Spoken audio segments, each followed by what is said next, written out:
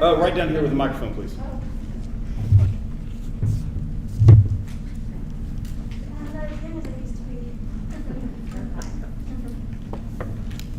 48 is just not fun, y'all. So, well, okay, I guess I can take this off. Can you hear me? Yes, ma'am. Okay.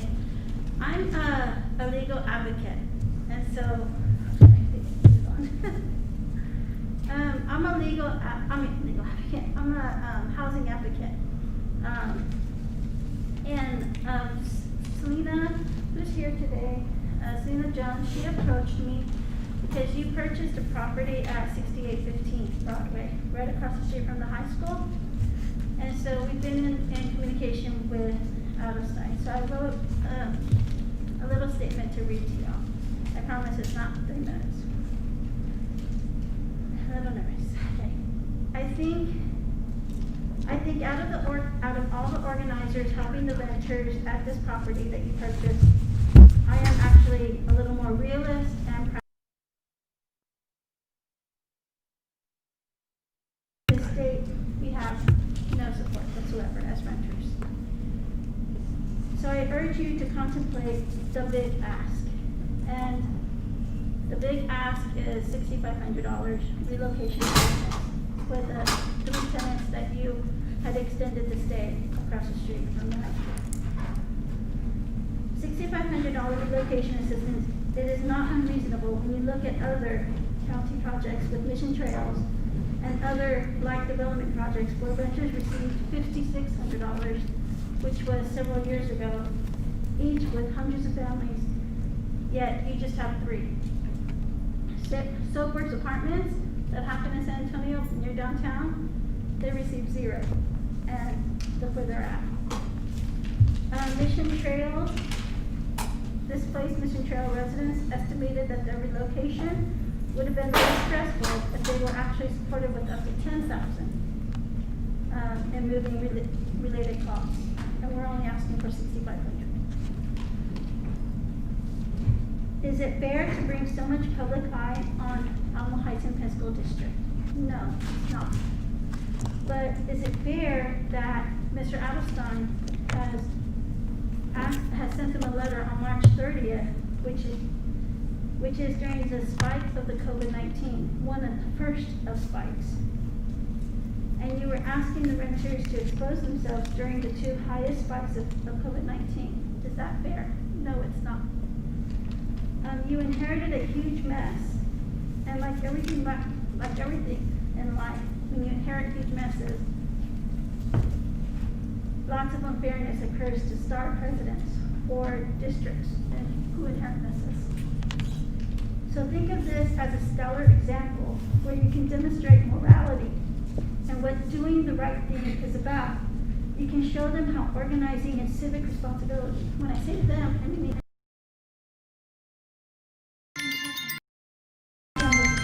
Molly, thank you. I'm sorry. I have to cut you off. Thank you.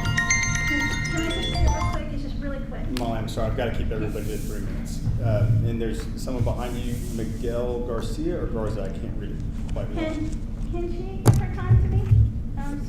Selena? I think we've got to limit it to 3 minutes for each person. We just got to play by the rules so that we all Okay, have so the she can give me her time same minutes for experience. turn? She can use her 3 minutes. You've used yours, she can use hers. Okay, so then when her name is called, then I can finish the statement. No, she actually gets to come speak. Right, and then if she wants to give it to me, then I can read No, it. you've had your 3 minutes. Oh, I see. Okay, Yeah. all right, thank you. Thank you.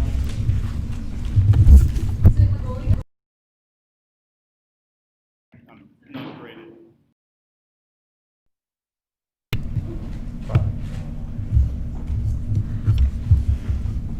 Thank you. Dear board members of Alamo Heights High School, I'd like to first thank you for allowing us to meet and give the citizens of this beautiful community a chance to speak about our concerns and wishes. My name is Magoli Garcia, and I just recently graduated from Alamo Heights High School. I came to this board meeting amidst this pandemic to speak about my concerns about how this district handles racial issues. The student welfare section of the district policy states that the district prohibits discrimination, including harassment, against any student on the basis of race, color, religion, sex, etc. Examples provided by this policy include offensive or derogatory language based on accent, skin color, or offensive jokes, slurs, or rumors. In all my years at Alamo Heights, I wasn't aware of this policy. And if there was an incident, it was not only my impression, but many other students as well, that it wasn't taken seriously. I've heard every slur under the sun at this high school, and yet no repercussions were taken. Black History Month, Hispanic History Month, and even Asian Pacific American Heritage Month is not even mentioned or celebrated at any of our schools. My senior year, my humanities class and my teachers took the initiative to celebrate and put up posters for Black History Month, but this isn't enough. I'm asking for the board's support to make these events a district-wide celebration where teachers and admin take initiative to teach our students and embrace these cultures. Our history classes already lack the omitted history of my culture and many others. Ignorance is what divides our people, and by spending a little more time by educating our community, it can only encourage unity. Secondly, I ask the board to implement the student welfare policy more actively. Thank you for your leadership for creating this policy that prohibits the use of verbal and physical harassment on race. But I'm asking for your leadership again to implement this policy actively, provide consequences to those who fail to follow. If a student can be suspended for being caught with drugs, they should be suspended for using racial slurs as well. Because both impact how this district is represented, how can we claim to accurately represent the motto, live honorably, act humbly, and model dignity, if we continue to allow actions that contradict this? I will leave you with this quote: "It is easier to build strong women and men than to repair broken women and men," by Frederick Douglass. Help your community by teaching our children it is encouraged to be proud of your heritage and culture and reject racial slurs and stereotypes. Thank you for your time. My name is Magoli Garcia. Thank you, Ms. Garcia. Okay, next we have Selena Jones.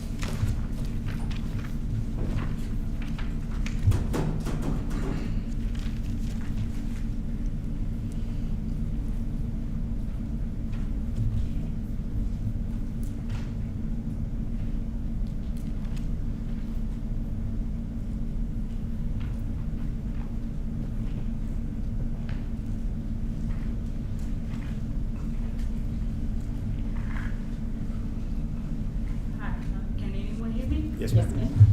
My name is Selena, and I'm a current resident on 6815 Broadway.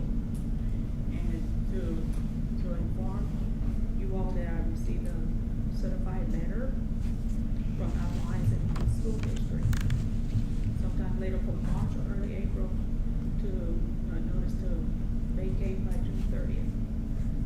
2020, and it's not giving me enough time to save up to move and find a place to stay. And all I'm asking is it that give me an extension until the end of September, and then if you want to discuss anything with me, I'll be more than willing to listen, and we can talk and agree on something. And that's all I have to say. Does anybody have anything to ask me or before I leave the post? Oh, I'm sorry. It's frustrating that we really can't engage in a conversation with you during the citizens to be heard portion of the meeting.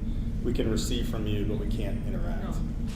So you do have 3 minutes. If there's more you'd like to say, we'd love to hear it. So don't feel like you got to rush off. You can use your time. No, not a problem. And all I'm asking is just to see if you can please extend my extension to up until the end of September.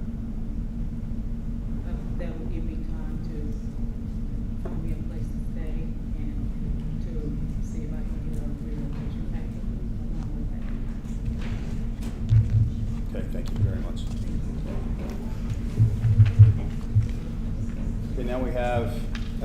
several names here for folks that want to speak on an item that is, I believe, not on the agenda. So,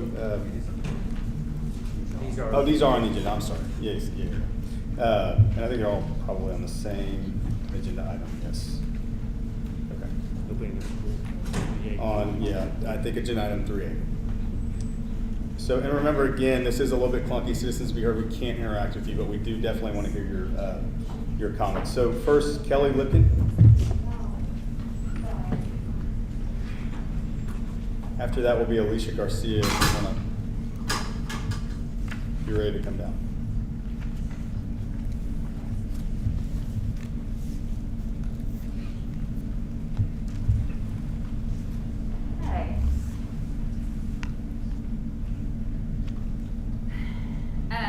Did call the district 2 days ago, and they did ask specific guidance about the procedures, and they did not have any information about time.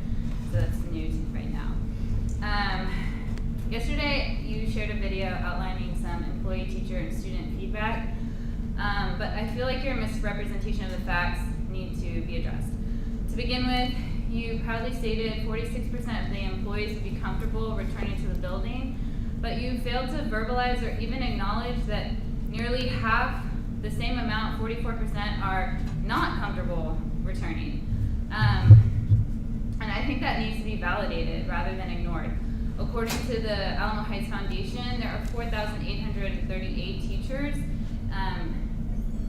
Since I've recently had a refresher in 3rd grade math, I can inform you that that is 2,128 employees, and that's a lot of people that are uncomfortable coming back to school. So I think that we need to acknowledge that as a community. In New York, San Antonio is number 3 as far as hotspots go right now for increasing COVID-19. Positive testing, we were number 4 as of yesterday, and now we're number 3. When New York City was number 1, by May 11th, the Department of Education had lost 74 employees to COVID-19. Can our school district afford to lose 74 employees, or 17, or even 7? And do you really think that substitutes will be equipped to come into a dangerous work environment when our educators fall ill? I feel like you need to survey your staff and your employees again now that the tides have shifted a little bit. And I also feel like that they probably have very different feelings about it.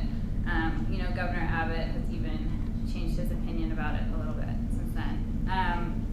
I really feel that there needs to be some safety guidelines put in place before parents can make an educated decision as well. You sent out a survey to parents, and you made very clear decisions about omitting a hybrid learning option, even though a large portion of parents were interested in that. And you took away an opportunity for a lot of kids to come safely into a school and have interaction with teachers, because some parents, a smaller group of parents, wanted all of the services. And I think that that was a misstep. I definitely am disappointed in the district. I think that had you asked more specific questions and given guidelines about how things were gonna work when the school opened up, you would have clearer feedback from parents. And I also think another survey should go out saying, this is how it's going to operate. How do you feel about sending your children back in this specific situation? Not in a maybe like this, partially, somewhat comfortable, and then taking those statistics and working into your advantage. Thank you for your time. Thank you. Alicia Garcia.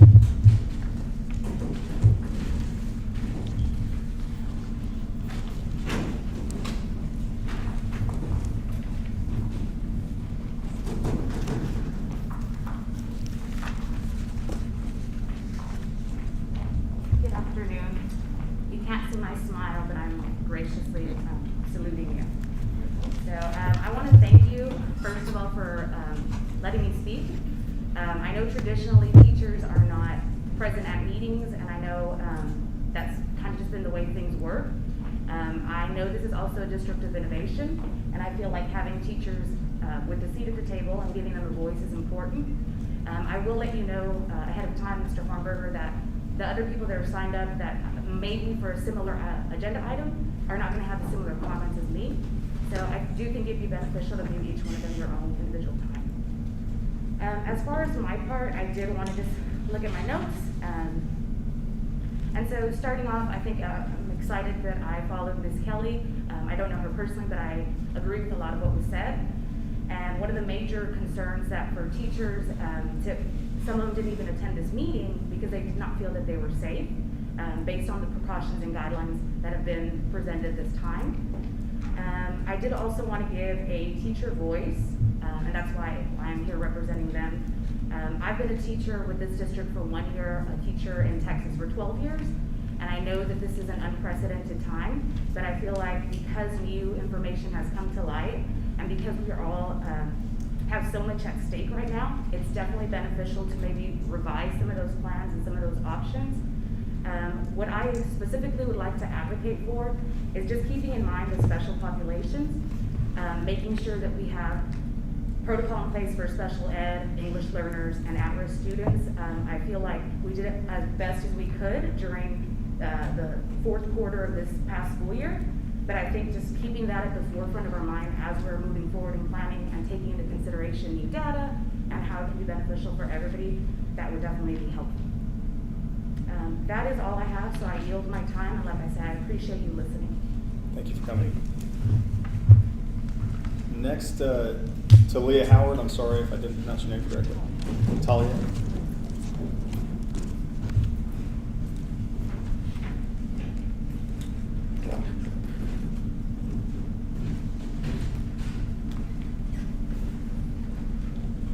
Hello.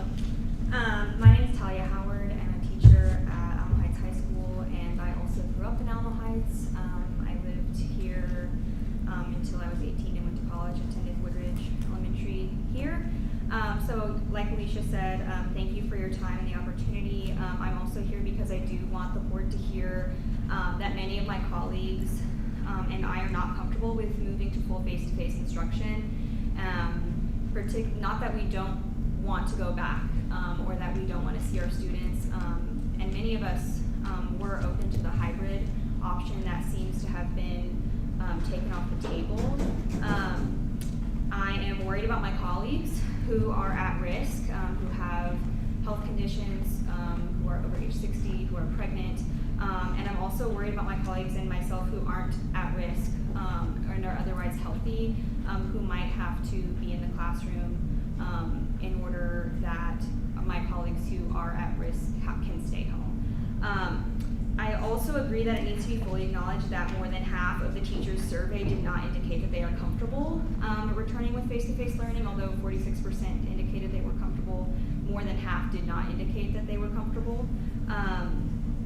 I would also like to ask in regards to the survey that in light of recent spikes of infections in Texas and in San Antonio in particular, and since staff and community surveys were published before and during this surge in cases, does the district plan to resurvey staff and community members since the data may now be invalid or at least inaccurate?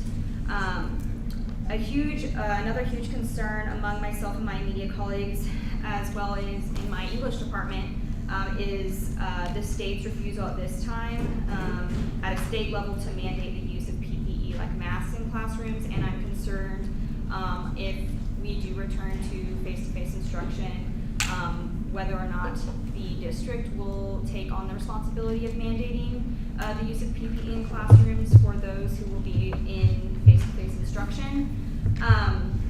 Like Alicia said, many of my colleagues did not feel safe to attend the board meeting because of COVID-19 and because they have families or health conditions that they didn't want to expose themselves to possibly contracting it. So I don't imagine how they would feel comfortable returning to a school environment.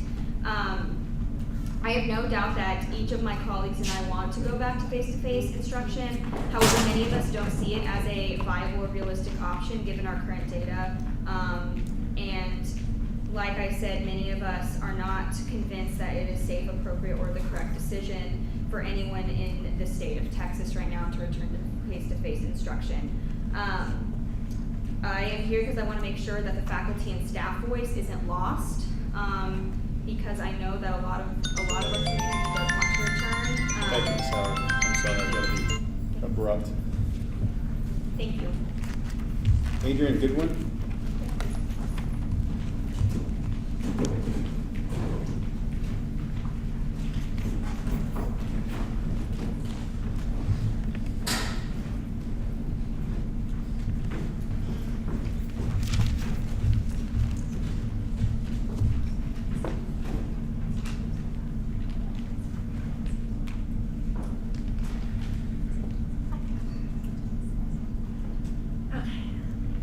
Good evening. Thank you for the opportunity to speak.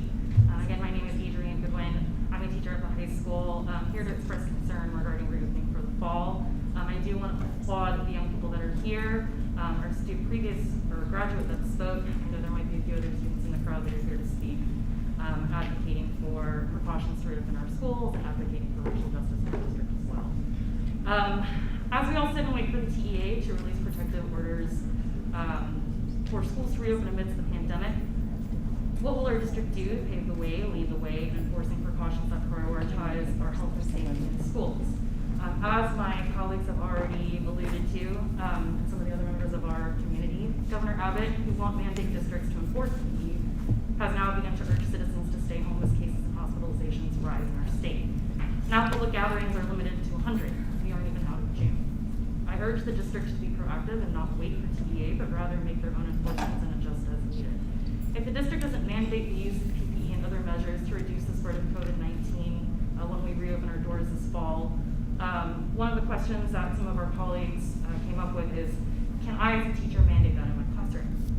If the district doesn't mandate the use of PPE and other measures to reduce the spread of COVID-19 when schools reopen in the fall, what is the rationale behind not doing that? And just to, again, applaud the young person that spoke earlier, I want to applaud her for being here, for advocating. I believe the students, the individuals this district values and seeks to improve itself for, say it best. I implore the district to meet the needs of our ever-changing demographics and be at the forefront of racial justice in schools and abolish systems that disproportionately favor those with privilege over those who don't. Again, thank you for your time. Thank you. If I pronounce this right, Jeremy De La Huse.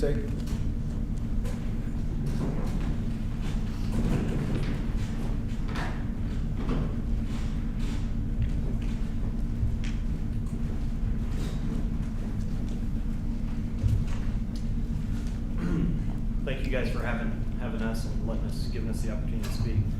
You know, I really hadn't prepared much, but I do think that I and my wife and I represent some of our peers, maybe a lot of our peers, in kind of the position that we're in. My wife grew up here in Alamo Heights, went to Cambridge Elementary, and you know, I don't take what kind of my position cavalierly. My mom is actually a teacher. She's been a teacher all my life in the state of California, so I'm very aware of what that's like and the challenges with that.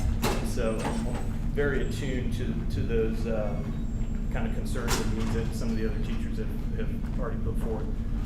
But I did want to say, you know, I think you guys made the right decision in the two-pronged approach to either stay at home or come to class. I think those two options are better than a hybrid model. It gives the opportunity for parents who are uncomfortable to stay at home, parents who are comfortable to send their kids. Presumably, I'm guessing teachers have, you know, depending on their risk and vulnerability, have the opportunity to try and do one of the Zoom options. And so I do think that was the right approach. Really, though, where I want to focus on right now is just the use of PPE. My wife and I both feel, and I think, again, that it does represent a lot of our peer group, if kids are required to wear masks, that's going to be a bit of a line in the sand for us in terms of if we're going to send, my son's going into Howard, if we're going to send my son to Alamo Heights or not. That's not something I say lightly, because we moved back here from Houston, where we were living, to go to Alamo Heights and give my kids the same experience that my wife had. And the reason for that is, for one, I think it's, you know, depending on different types of research you look at, I think it's pretty impractical to, especially younger kids, to expect that they're going to stay in a mask. I think that more damage potentially could be done with them messing with the mask. But I also think that there needs to be a return to as much normalcy as possible, because I do think that some of the mental health implications and behavioral implications that I've already seen with my kids due to kind of an abnormal experience are a bigger issue and a bigger risk than, you know, kids contracting the COVID-19, the health effects of COVID-19, or even them spreading COVID-19.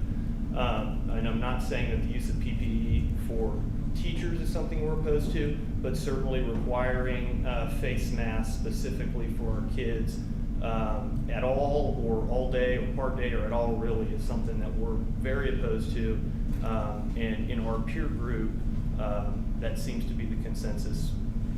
So I just wanted to kind of make that known. Appreciate your time, guys. Thank you for coming.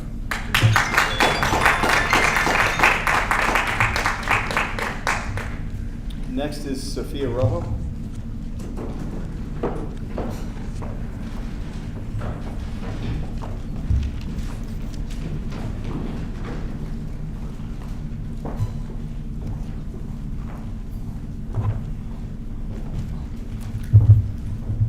Sophia Rojo, and I'm a rising senior at the high school. I'm aware that a group of parents are petitioning and advocating for normal reopening of the school in the fall. And as a student, being someone who will be directly affected by the board's decision on the matter, I would like to push back on this idea and appeal to the board to please prioritize the health of the community above all else. As COVID cases fall in Europe and elsewhere, cases continue to rise exponentially in the US, and we have the highest death toll in the world. Not only that, but San Antonio is currently number 3 in the country in major cities with rising COVID cases. Schools are tightly dense environments where students and staff spend multiple hours a day, making them the perfect hotbeds for the disease. Many people in the community, including students and staff, are immunocompromised, making a normal reopening of the school be catastrophically risky. The parents advocating for this offer an option for students, or rather parents really, who aren't comfortable returning to school like normal, to take school online. However, this brings up a lot of concerns and questions. This would cause an imbalance in grading and standards, not to mention the question of the logistics of teachers having to do online and physical classes. Furthermore, this would force teachers, janitors, bus drivers, and other school staff to work in risky conditions in order to cater to the, either say, entitled demands of a few parents. Being a senior, this will be my last year at Heights, and it truly does break my heart that these are the current conditions. I haven't seen many of my friends in person in months, and I genuinely miss being in the classroom. However, I understand what's at stake, and that the well-being of the community should take precedence, and I hope the school board and all present do as well. However, I would like to ask yourselves why these parents are determined to reopen the school. Consider what the agenda is and what the ideological implications are. I urge the board to please listen to science and to take whatever decision is best for the health of the community, or else you risk turning our schools, institutions dedicated to learning and knowledge, into monuments of anti-intellectualism. The district prides itself in prioritizing the voices of its students, and if such is indeed the case, then I plead that you please listen to us and the staff and give precedence to our concerns and safety. Many of us are not willing to return to school, and I at least would be willing to, if this school doesn't prioritize their health, I would be willing to not come to school and have a student strike, and I'm sure that many of my colleagues would as well. Thank you. Thank you, Ms. Thank you.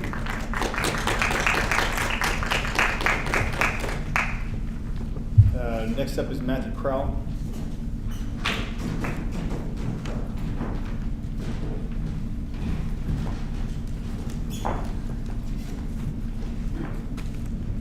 First, thank y'all for hearing me on the agenda. I know I was didn't follow the rules and didn't sign up first, so I do appreciate the district hearing me. I think for my family, we've got a 7th grader at the junior school, a 5th grader here at Woodridge, and a 1st grader who will be attending Woodridge. I guess I'll take an issue too with the survey. I would have liked the survey to have a question that said, how do we balance the suboptimal education our children will get through a non-traditional school, a face-to-face school environment, versus the health risks that we know are out there. I think you guys have a difficult job. It's a balancing job, but I think the impact of failing to educate our children, or failing to maximize our opportunities to educate our children, particularly in the formative years, the kindergarten, the elementary years of their education, we can't underestimate the opportunity we are missing by postponing and giving them a suboptimal education at that time. You will not be able to convince me, because we saw it. Yeah, I think the district did an amazing job on a short notice trying to implement distance learning and at-home learning in the fourth quarter of this year.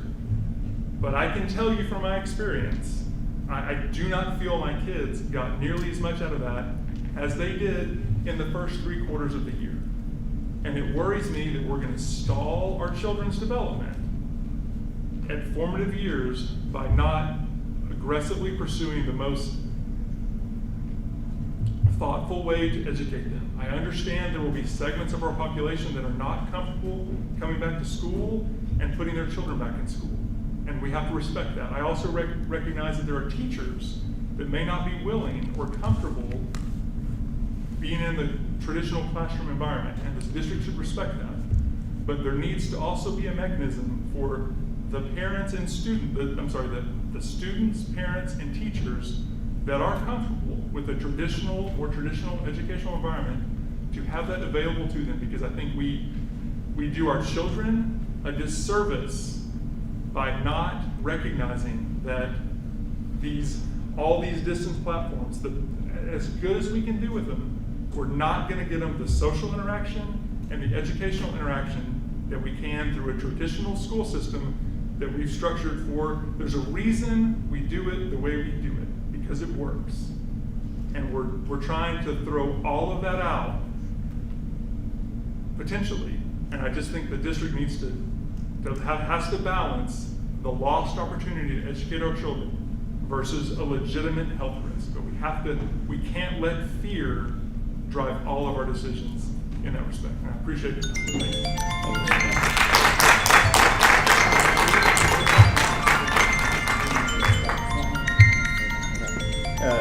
Mr. Crowd, thank you for speaking, and I'm sorry we mishandled your application when you walked in, so that was actually our fault.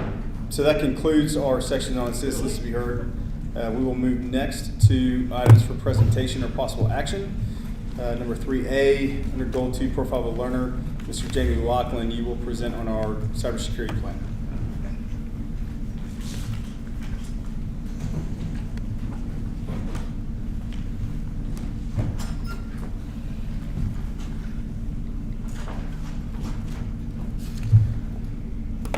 Thank you. I am excited to be here. It feels a little mundane with other issues hanging over to talk about cybersecurity, but that's my job. And so I want to start by saying that this is a very general overview. I know in your board book there was more details about this. Some of the details are protected under the Texas Administrative Code, so I'm going to talk in general details, and if there's very specific questions, I'll be glad to answer those in a different forum than this one. But do want to go through, and Emma's going to control my slides. So start with the why, right? So why a cybersecurity plan? And it's because the legislature last summer passed new laws, right, which created new requirements. And so State Bill 820 and House Bill 3834 laid out some requirements that we had to do. Board policy CQB legal talks about this particular plan and the policy that was adopted. And so this is the plan to meet that, right, and to meet the regulations that are there. You can go ahead and go to the next one. So there's many parts to this plan, and I am I don't want to say I'm incredibly smart. I feel like I'm really smart, but when it comes to this, you can't do this on your own, right? This was a big deal. It was kind of dropped out of nowhere on every technology department across Texas and their school districts. And so we were kind of like, how do we do this? These are requirements without details. And so it became a matter of researching, partnering, collaborating with the districts across Texas. And so those 4 groups really is what we ended up working with. COSIN is the national organization of the consortium of school networks that really talks about technology. They have a local Texas partnership, which is the Texas K-12 CTO Council. And so in working with that group and probably 40 others in that group, we identified 2 items, the Texas Cybersecurity Framework, and then TEA had their own cybersecurity plan. And that's really what became the basis for how we came to the plan that we have here. Go ahead, the next one. So the TEA's plan, which became the crux of what we used, was actually 64 pages long, which is it's a lot to read. We whittled it down originally to 56 pages by simply removing some of the things that TEA is a very large organization, and so when you look at their technology and cybersecurity plan, it had a lot of details we didn't need. Some of it was just roles and responsibilities we don't have because we're much smaller, and some of it was, and I put an example in there. They had policies about PDAs and BlackBerries and those things that we don't issue, so it was easy to remove those because they didn't apply to our organization. We also took that after we whittled it down. I then took it to everybody in my department, and we looked at each new policy that was inside the plan, and then noted the action items that went with them, and then we debated some of the standards, like the 90-day password resets. It's not something we've done in the district, and that has consequences for our support, because when you reset someone's password, force them to, we have a lot of phone calls when that happens, and so that's just one example. You can go ahead and go to the next. From there, we took that draft document to DEAC, and really to a subcommittee of DEAC that had parents, administrators, and some teachers on there, and just got their perspective. Like, if this is the plan, how do you feel like this is going to impact the day-to-day operations from your point of view? So we took it to them, got feedback on them from that, and then you can go ahead and do the next one. Then it comes to the plan. The plan has 3 sections, right? So the first part is mostly just an overview, right? This is 6 different sections of section 1, but it's mostly just an overview, defining some terms, helping you to understand kind of some of the standards that are broke down after that. Section 2, which is the next slide, is a lot of the, I'll call them little p policies, right? They're not board policy large, they're just within this plan. Here's some of the things we're adopting as a policy when it comes to that. So you can see AUP, some of the things that are in there, password policies that were in that plan. Section 3, it just has mostly network related information in it when I'm talking about network infrastructure and access to our network and those kinds of things in terms of that. So what I want to do, and Emma, you can go ahead and go to the next one, is I want to highlight, because it's 59 or 56 pages total, I just want to highlight a few things so you don't miss that as a board, and just bring those out to the detail that I can out here. So first, I already mentioned, this is actually meeting the board policy that was adopted, CQB Legal, where it talks about this particular plan. This is the details of it. I did also create a summary that is in that same board book of those 50 pages that has, here's an actionable item, here's the staff who's responsible, here's the time frame, here's the cost, and here's how we'll evaluate if it was finished or not, right, in terms of that. So quickly highlight on page 14 of that is an update to our employee acceptable use policy.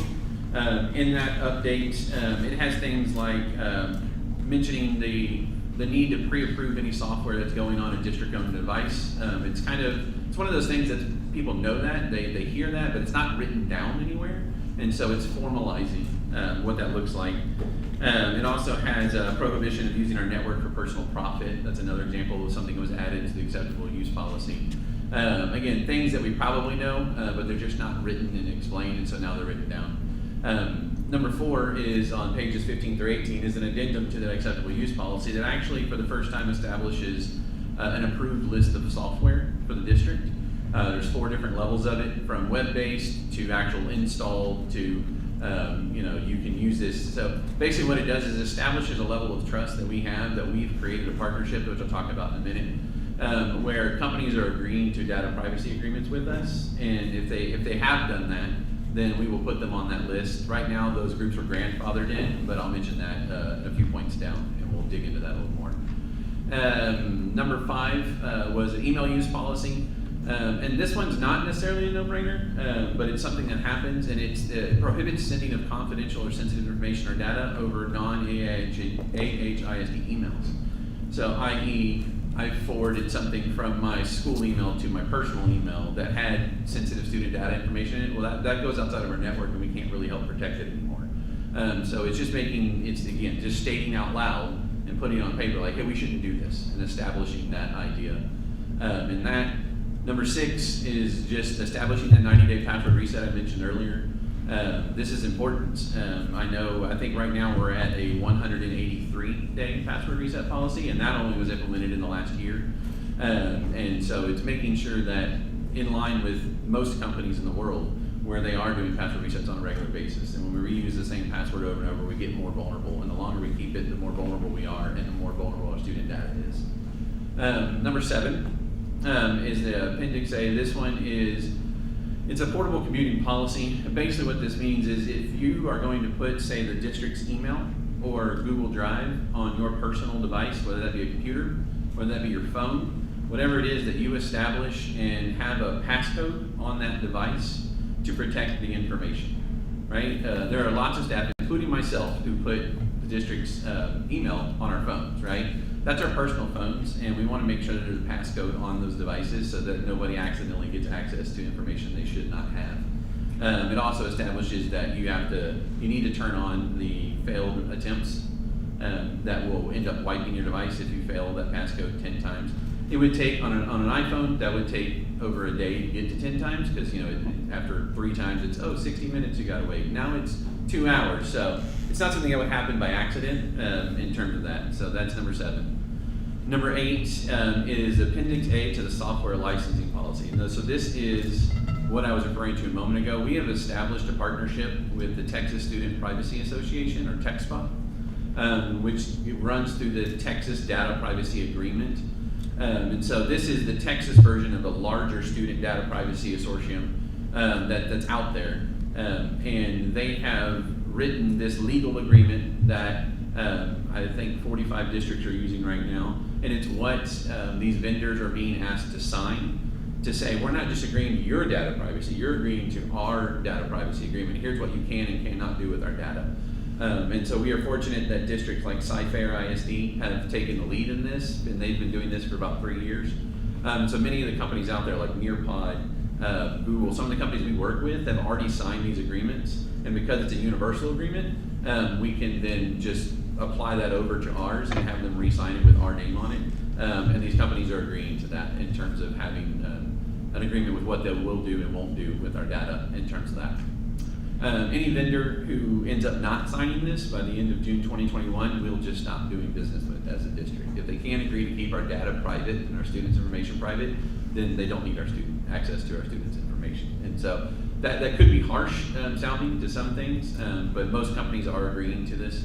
And again, if they don't, then it's a Texas-wide decision, really. It's not just an Alamo Heights decision.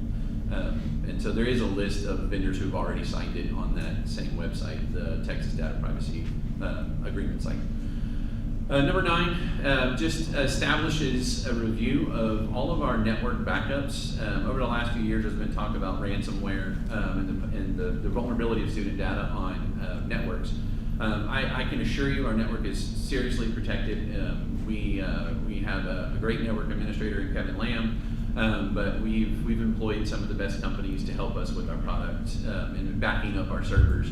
And so what this does is just it formalizes something that already was happening, but just wasn't written down, right? Which is a lot of this. And it establishes the fact that not only will we have that backup, but twice a year we're going to load the backup and make sure it's actually backing up everything. There's a lot of tech backups where like, well, we just use it if there's a disaster. Well, how do you know it's really there? You're just trusting that it is. So twice a year we will load that backup into a virtual server and make sure the information's there to make sure that we are protected at every moment we can be when it comes to the data. Number 10 is cybersecurity monitoring policy, and again, this just defines practices that for monitoring our network for security purposes that already exist, right? We are constantly watching traffic, and we have systems set up to make sure if there's a sudden surge to a certain website or a surge to an attack, that we have ways to shut that down at our firewall. So it just establishes those, and again, those details are in the document. Number 11 is important because as a part of Senate Bill 11, this was a requirement to add digital citizenship instruction and kind of formalize it. And so we added it into this cybersecurity plan, which seems like a weird place for it, but I think it fits appropriately in here. And it just clarifies and ensures our continued success, growth, and development of our digital citizenship lessons at each campus, right? And it establishes an accountability for that process to make sure that we are engaging students and staff, but students is the focus of this one, in their growth as citizens online, and their responsibility to help us maintain the integrity of our network and our student information system in terms of that. And then number 12 is just at the very end of all that, there is a new acknowledgement page that we'll have to add in the employee handbook next year, that just acknowledges the policies that are within there, the little p policies that are within this plan, but then also agrees to, like, you can see this, but you can't share this. And that there is sensitive information in there that if somebody knew, oh, here's how they protect their network, X, Y, and Z, it would give them a blueprint for how to get around those things. And so it's one of the reasons why we're not publicly disclosing the entire thing. Just, Gemma, you're going to run through these real quick. These are, you can see them, they're action items, so if you just want to go.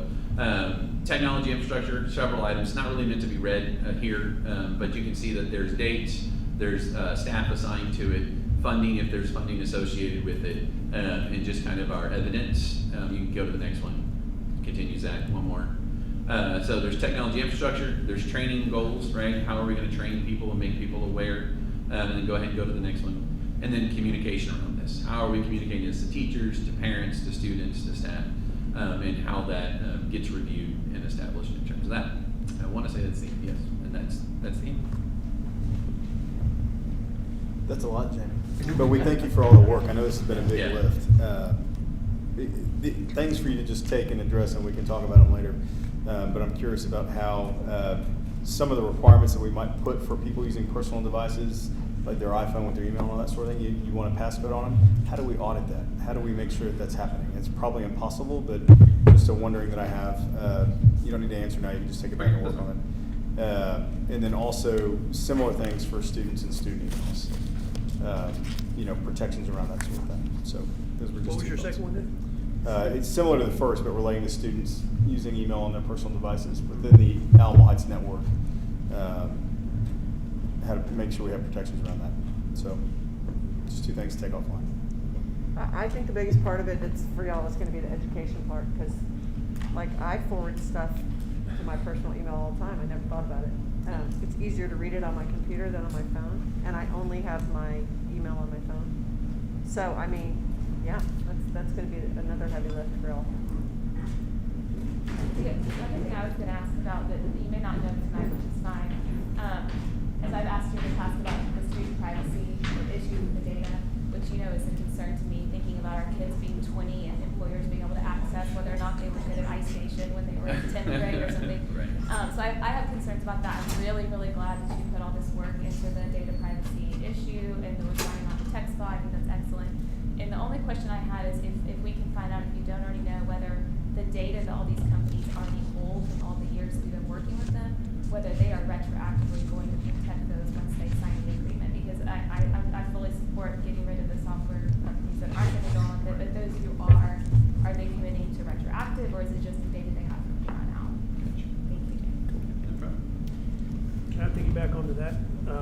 Because I had a question about that. It was more curiosity than anything. But for those companies that do or don't sign on, regardless, if they were to do anything with that, with our students' information, all that information is protected by federal law, is it not? Correct.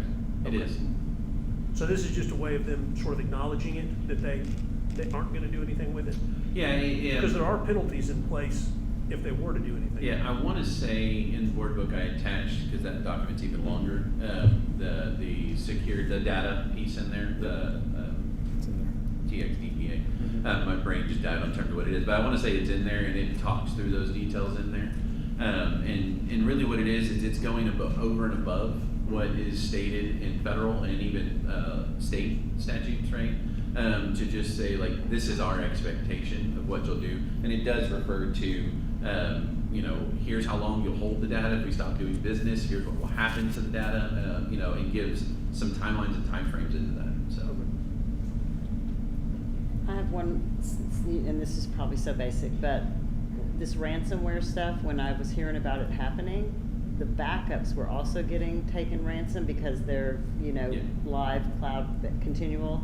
Do we have backups that are unplugged so that when that happens, we've still got that hard copy kind of back there in the file, do you know what I mean? I do have an answer to your question. This is not the right forum for me to answer. So, but I would gladly answer it. This is not the right forum to answer it. Thank you. Remember about keeping things. Sorry, I went too far. So on that note, though, I will point out that all of our trustees have completed their cybersecurity training. Jamie, make you happy over there. So that was completed this past week. But I also just want to give you a shout out for stepping up into leadership at the state level with the COSIN Institute, because that really does provide us with access to resource and leadership conversations around the state and being real forefront to this whole issue. So I appreciate that.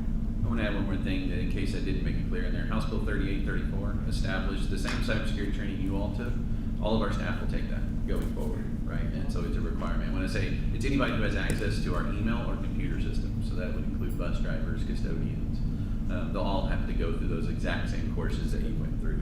So there is a large training component to this, and it's not just click through, right? You actually have to listen because it's a lot of things that we don't talk about normally. So I'm excited about that piece and bringing more awareness into our system. And are students required to take it as well? No, not that particular piece. Okay. Yeah, as part of the digital citizenship, we can include pieces in there, but not, especially the password thing, because kids are, a lot of times they're just like, oh, it's password 1234. That's just easy for me to remember, or it's QWERTY. And so those are easy things to remember, but it's bringing awareness to kids are susceptible and vulnerable to those things. All right, thank you guys. All right, thank you, Jamie. Thank you.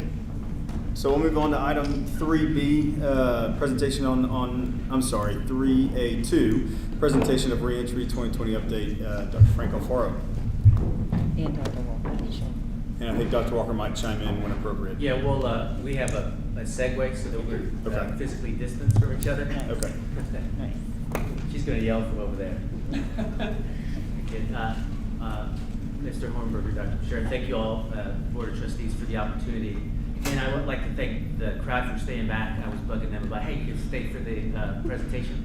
I appreciate everyone and all of their input.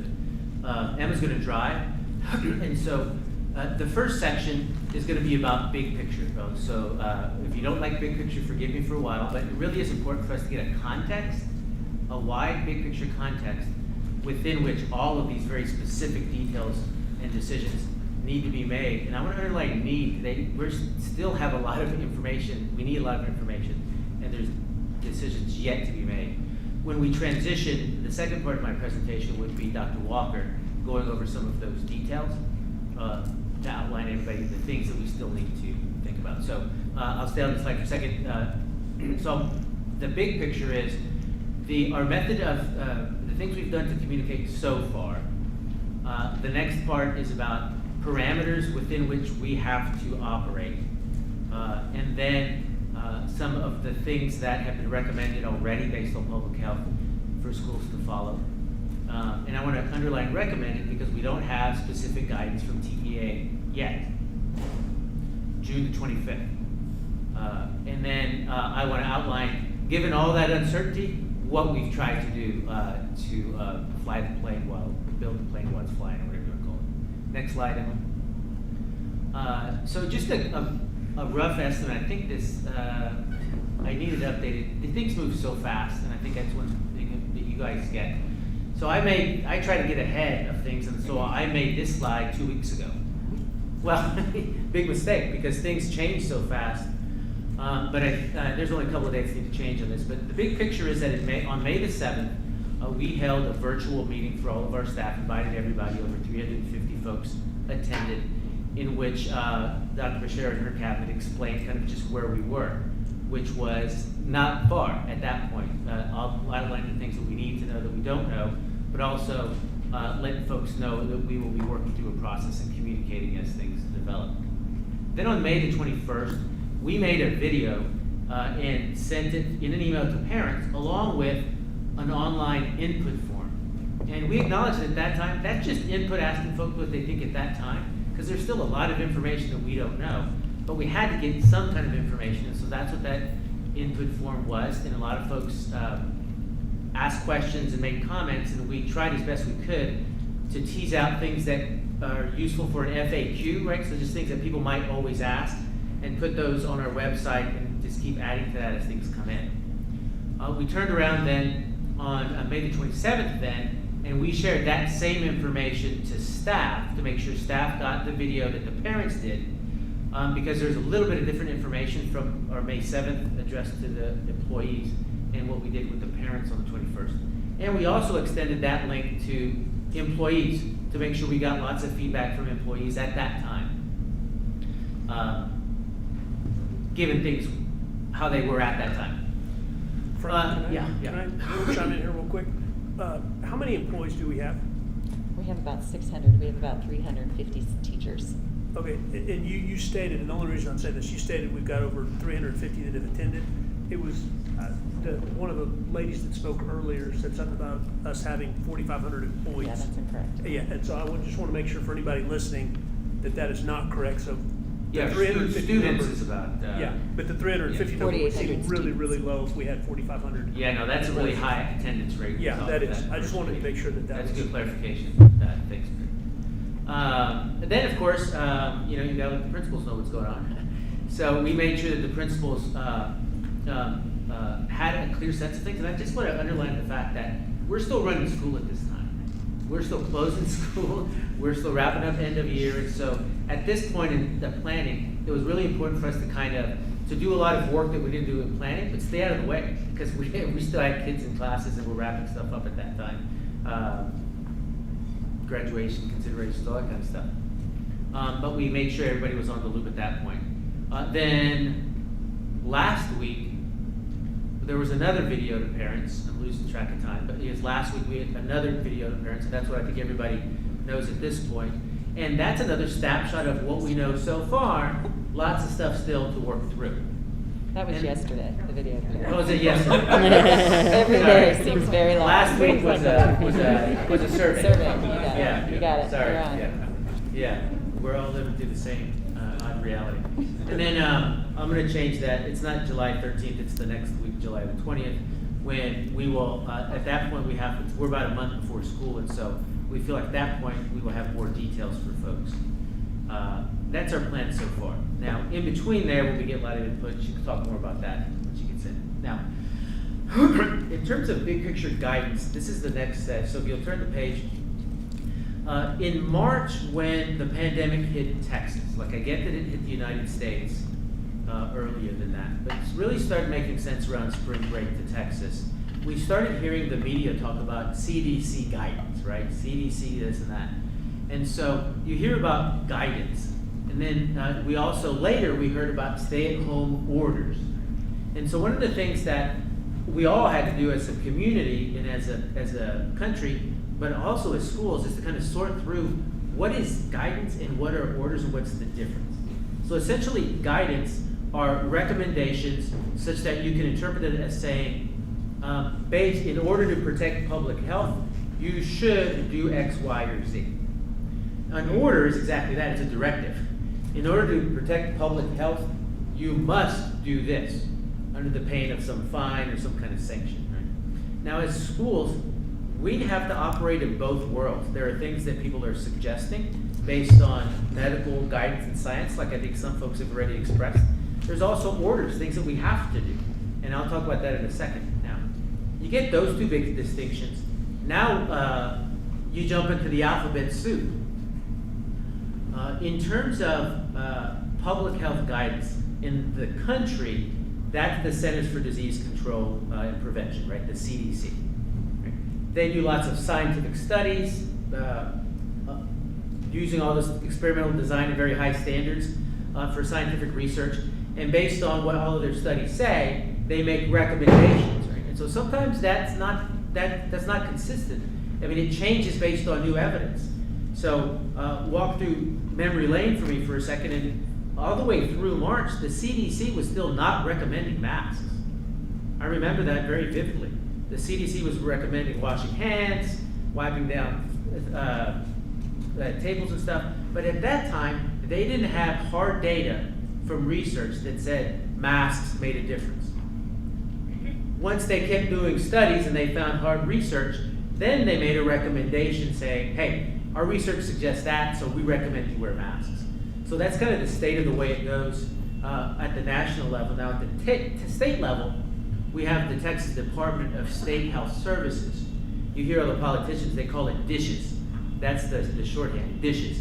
Well, that's our state equivalent of the CDC, and they actually kind of work underneath the CDC and are coordinating stuff for the state based on what comes down from the CDC. So early on, they provided a very much needed service, especially in Texas rural areas that didn't have metro health like we do. And I was actually on the calls for about the month of March because we weren't getting good information as a school district. And so I got to sit in on the DISHES calls, and they were doctors telling us what all of the facts are and that kind of thing. And so they do that for Texas. Now in San Antonio and most big metro health areas, we are fortunate to have a San Antonio Metro Health. So that's the Bexar County and surrounding areas. So we have that for a look. Pardon me for being distracted. Right. I think it's a parade for you. Our Metro Health, right? Now, so I'm going to pause for a second. This is recommendations, right? This is guidance. These are recommendations from public health professionals that they say this is what we recommend you do. None of those have the power to make us do anything. Now we shift to superintendents, right? We've got one sitting down there, one of the best in the state, in my estimation. But early on in spring break around the Bexar County area, when we were all on spring break, and schools made a decision to extend spring break or to close school, at that time, that was 100% the superintendents making a decision. Nobody was telling them what to do. Nobody made them do anything. They had sole authority on closing school at that time. Now, then you throw into the mix the City of San Antonio Mayor and the Bexar County Commissioner's Court, who does have the power to make various rules. And when they make rules, since we're part of Bexar County, that applies to us. And in general, so far, the Mayor's office in Bexar County has worked hand in glove in terms of what they order people to do. Well, then you have the Governor's office, right? So the Governor's office has the power to say things are closed. It has the power to say things are open on a statewide level. So for example, it wasn't until April that the governor said, hey, schools, you cannot reopen for the rest of the semester. And so that superseded anything superintendents wanted to do, even if they could. And so we were waiting for the governor to say, schools can open in the fall or they cannot. We got that message this past Monday. So we didn't know until June the 22nd whether they were going to allow us to do face-to-face school or not. I think that's an important fact. We, just like everybody else, just like parents and teachers, we want to tell you what fall is going to look like a month ago, but we didn't know specifically what was going to happen. Likewise, the Texas Education Agency, when the governor issues an order and says, this is what has to be closed or this is what has to be open, working underneath the governor is the Texas Education Agency and the commissioner, Mike Marath, right? And so quite often, or what the governor will say is, I make this order, but the TEA will tell you guys how to do it. So an example of that is, we didn't know we were gonna have graduation for a long time. And I remind everybody, that was hard for Halburn for a lot of people. And then when the governor came out and said, I'm gonna let TEA let you guys know whether you can have graduations. He made a proclamation sometime in late May that starting in June, first he said June and then he said late May, you can have outdoor graduations, but you have to follow what TEA says. So now TEA comes in and they make recommendations, which are things that you can do or not do, and directives, which are things that you have to do. And so if you wanted to have an outside graduation, you had to do it the way TEA told you to do it. And so, and that came pretty late in the process as well. And so then the final part of the alphabet soup is UIL, which is the University Interscholastic League. And they govern extracurricular things like athletics and band. So when somebody asks a question, hey, Frank, are we gonna have football games in the fall? Well, it depends on what UIL says. UIL is a governing body that says you shall or shall not be able to have football games. You can have marching band, likewise. UIL makes those decisions. And for summer workouts, which we're able to start June the 2nd, we started ours June the 9th. About 2 weeks before that, I don't really remember, not long before that, UIL said, hey, if you're gonna do stuff in the summer, these are the directives now. So they gave us directives, which was great, but they took a long time because this is a very complex process. And so we were waiting on those guys. Now, TEA on Tuesday, 2 days ago, told us how they're going to fund schools. So this whole summer and May and June, when we were planning on how we're going to go back to the fall, it's important to know if you're going to get funding for that. Because if you're going to do school a certain way and they're not going to fund you for it, it's not workable. I want to remind everybody that in the spring, when the COVID crisis hit, the commissioner was a model of flexibility and support for the schools. And they created a funding mechanism that said, hey, so long as you guys are making a good faith effort to make sure kids are learning, whether they're there or not, we're going to hold your funding based on your average daily attendance from what it was before. That's a huge load off the back to know that in a pandemic, you're not also going to be denied funding because it's hard for kids to go to school. Well, we were waiting until Tuesday to find out if they were going to fund remote learning, and they are, that's good to know, and they're also going to fund face-to-face. But we didn't know that until Tuesday. Now, we were also waiting for health guidance, right? So that means, do you have to wear masks or do you don't? How far do kids have to be apart? How many kids can be on a bus? All those things.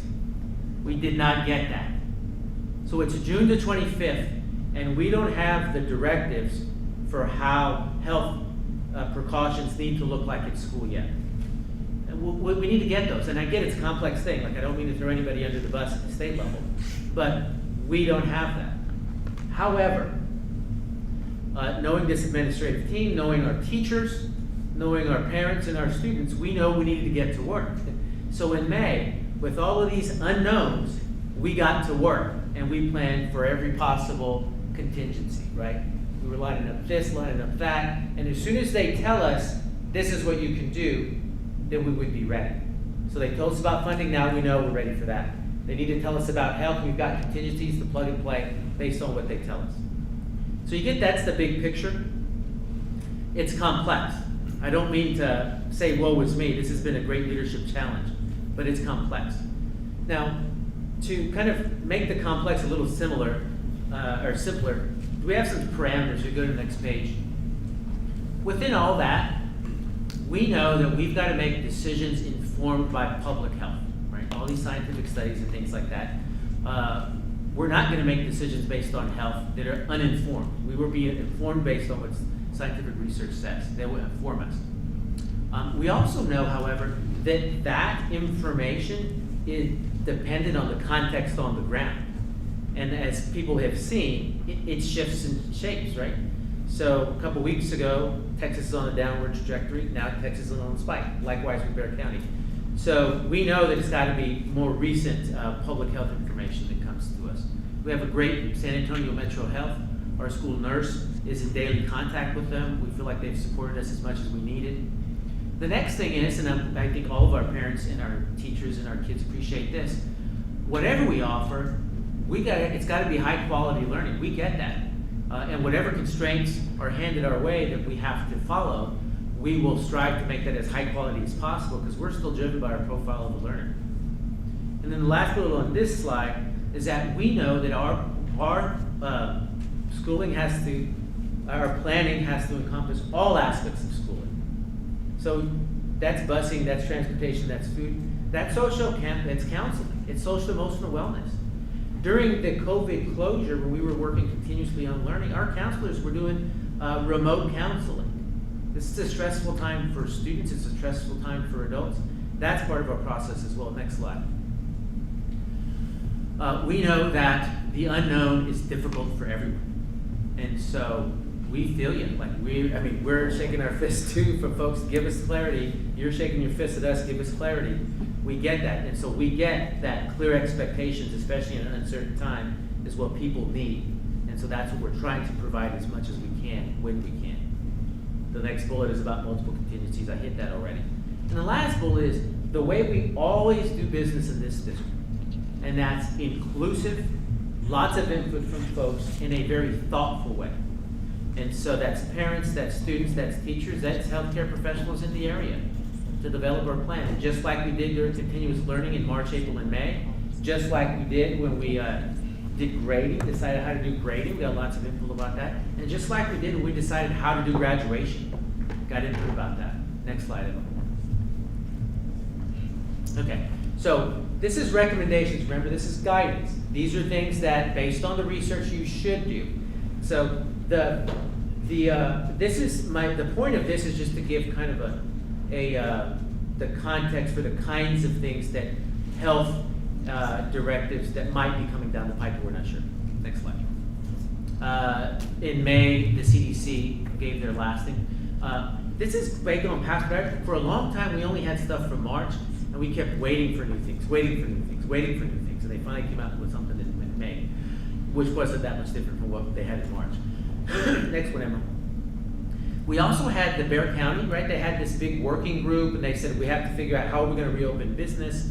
And a long report, one of the first addendum at the end is about their recommendations for opening schools, which it's very similar to what the CD was saying. I mean, like there's no difference, maybe a little bit more specificity. The next. And so for a long time we were working on the March one. I think it's the most specific, but my point is just to illustrate some examples. So let's go to the next page. So in general, public health guidance is in 3 general categories. They tell you make sure you're coordinating with local health officials. Kind of no-brainer, but like you got to make sure you're doing that. The second one is the biggie, so we're going to talk more about that in a second, but that's implementing these physical distancing strategies. I've started using the term physical distancing after talking to a doctor, because the idea is that physical distance, in this time, we don't need social distance. We need to socialize with people. What we need is physical distance. So, but I know that they still call it social distancing. Now, the important point that the CDC is saying, or a point that's a decision point for any community, is that they make recommendations based on the studies, but every organization and community is going to make their specific decisions based on feasibility, on the unique spaces that they have and the unique needs of that locality. They clearly say that not every strategy is feasible for our settings, and they really encourage folks, which is another no-brainer, but you got to think creatively, and I think we have been already, and we continue will be. Well, we're going to dig deep on that in a second. And then the last one is that you really have to be conscious of folks that have high risk for serious illness. And so there's a list of what that means. I'm not going to go into that necessarily. And also that parents, that if they don't feel safe sending their kids, likewise, that should be a consideration of us. So given that those are the big 3, let's dig on the second one. So when they say social distancing, think physical distancing. These are the things that need to be considered. Field trips, probably not going to happen, right? It's almost impossible to field trip when people are moving. Assemblies, large gatherings, those are out of the picture more than likely. The next one is any classes where people are going to have close contact. Physical education, choir. There's been lots of studies about singing and how singing, I mean, it's more spittle out into the system, right? And so it's kind of a different activity than just regular classroom stuff. And the last one is about increasing spaces between desks. You've seen a variety of different guidance on this. Early on, we saw 6 feet. Summer school for TEA started with 6 feet, then they went to 45 square feet. And so we don't know where that's going to fall from TEA, but we'll see. Next slide. Frank? Yeah. Before you go on from that, just next slide.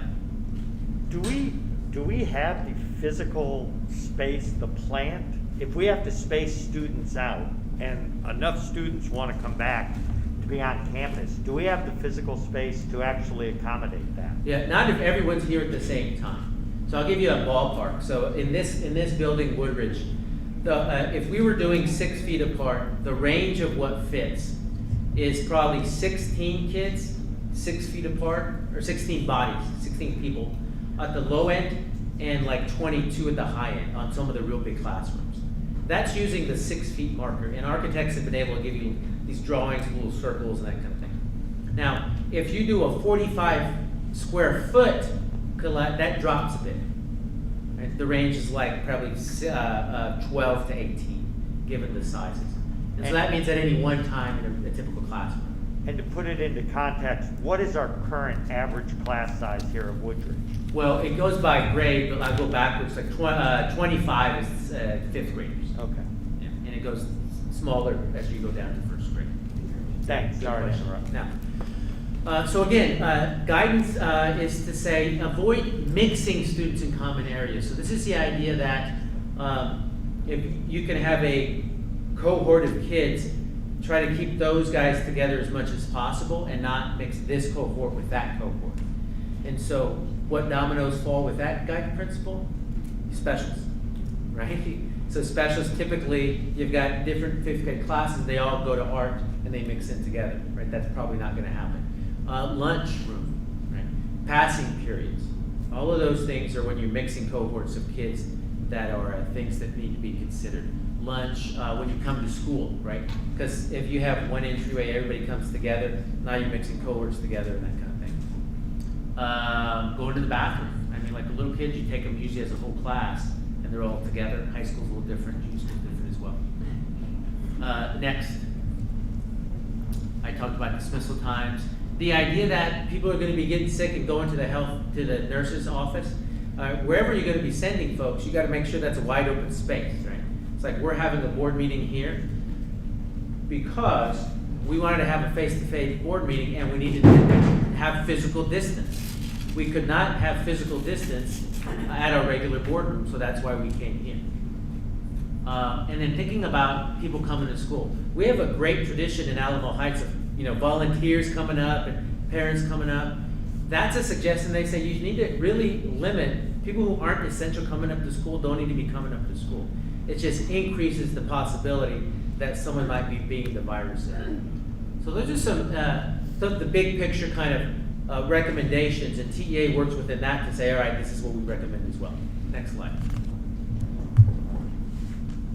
I think I covered that one as well. Oh, the last one's about educating folks. I think that makes sense. That is this notion that all the teachers, we need to make sure we have solid training for teachers both in what the science says about the coronavirus and also what the science says about ways to prevent its spread. Likewise with parents, likewise with students. What's next, Emma? I'm surprised. Frank, Yeah. just for context, because I know folks are either taking pictures or taking notes. These are examples of if a social distancing mandate comes down from TEA or the governor of things that we're going to have to consider. This is not the current state of affairs because things are 10,000, like you thought a meeting happened 2 weeks ago, it happened yesterday. Right, yeah. Things are changing so rapidly, we have so much to consider. So I just want to make sure the context is set. That's right. To reiterate the purpose and the context, so we can get our minds around the things we're going to have to be thinking about. This is what the CDC says you should be thinking about. They're not decisions we've made. They're the ballpark that we have to operate within once we're making these decisions. And I would echo that these were guidelines that TEA reinforced that we needed to mandate for summer school. Yeah, that's right. And so I think that's important. Yeah, summer school was a big, kind of a, maybe not a benchmark, but something we were all waiting on because he said, what TEA says we can and can't do and we must and should do in summer school, we were wondering if that kind of were any tea leaves about what they're going to say for the fall. And that's part of Jimmy's presentation coming forward. But, so those are all just parameters, and these are also parameters from Denmark.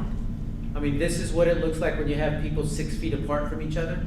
I think their average class size must be 4. I don't know where all the rest of the kids are. Right? But these are pictures from other places. This is passing periods. Next slide, Emma.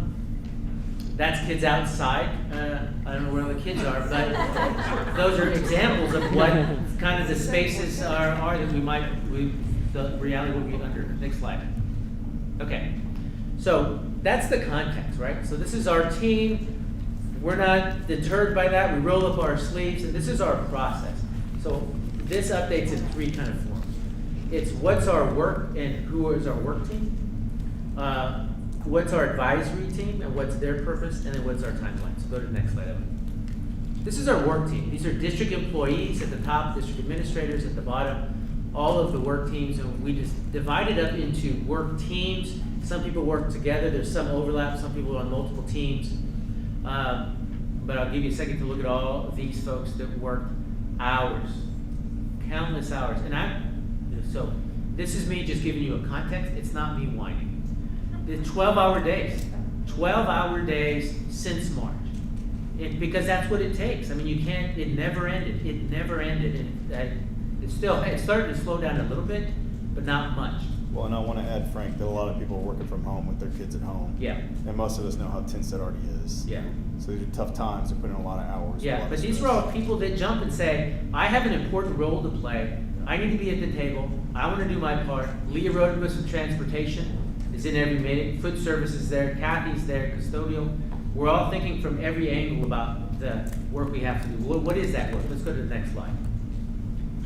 So these aren't necessary for you to read, but there's 3 clicks. What we did is we created a document that was about 8 pages long, in which we talked to lots of different districts in this state and in other states and across the world to see what are the things that they thought through. Now, these are not decisions. These are like, this is areas where you need to explore. So we made this master list of like 8 pages of things, of all the things that we needed to research, we needed to have plans, we needed to make recommendations for. And so we put all our work. So go to click one more, it looked like that, click one more. And then we divided our time in terms of May and June. We met weekly, and our work teams came, and not everybody presented. I had to divvy it out so we had enough time. And we met every Monday at 8:15, and people reported out. So we said, you were assigned these things to research. What did you find out? What do we know? What do we not know? What do we need to know? What do we recommend so far? What more work do I need to do? So these guys are constantly churning, keeping everybody in the loop. Everybody was listening to what's going on. Next slide. And so to summarize that approach, all of that work was 5 buckets. The first bucket, obviously, is teaching and learning. That's technology, that's academics, that's grading, that's all of that. That's a heavy, heavy lift. The second bucket was whole child support. This is counseling, this is social and emotional needs, this is extracurricular stuff, this is clubs, all things that are very important to kids, and that we saw especially during March, April, and May, that those things were important to kids as well. School personnel, right? Our teachers that are coming to work, what are those considerations uniquely from the HR perspective? School operations, that's all the nuts and bolts of the custodial staff, transportation, food service, public health, everything else that wraps around. And lastly are these kind of big picture considerations, like communication, input, that kind of thing. And then the last 3 bullets kind of essentially summarize what I said about us working, coming together, working. And the last bullet is what I'm going to hit on next. We knew that we were going to need community input about, just like we always do, what was important. And so we're going to go to the next slide. We created a community advisory team of people who have demonstrated over the last several years of being in leadership in our schools. These people are very active in volunteering here and there for the school, and they're very active in a variety of different leadership aspects. We had a student on there. We have parents, we have community members, we have medical health professionals, we have mental health professionals, folks that we would bring our work to and say, this is what we're thinking, give us feedback. Tell us where we're on the right track, tell us where we're off the right track, ask us questions. It's really important to understand the why, and we're going to go back to work. So we met with them twice in June, and we will meet with them once more in July. And they have, this is all voluntary, right? These guys are not getting paid for this. They're spending the time, and they're giving us great feedback, in addition to all the survey data we're getting from folks. Next slide. So essentially, like I said, we, as a summary of timeline, May and June, we did lots of work, even though we didn't know a lot of stuff. There was a lot of stuff we didn't know, but we knew we didn't have time to wait. We had to work to get contingencies ready. Advisory team met. The summer school, which we figured, like we said, once DEA tells us how that looks, we're going to get to see how things can look. That starts next week?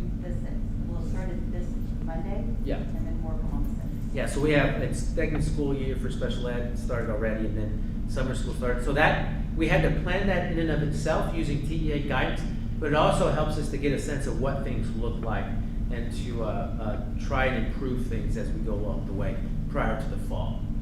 Like we mentioned, we surveyed folks, communication yesterday, communication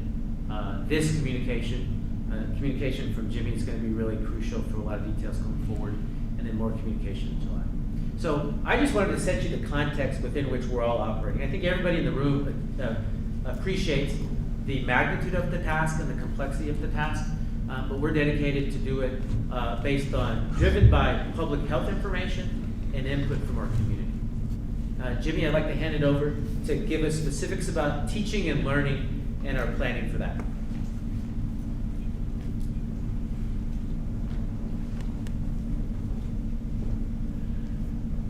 So while Emma's keying that up, I'm just going to express my gratitude. I think Dr. Alfaro has done such a good job of juggling all the multiple balls so that those of us can just dig deep on our individual work. So for me, it's all about academics.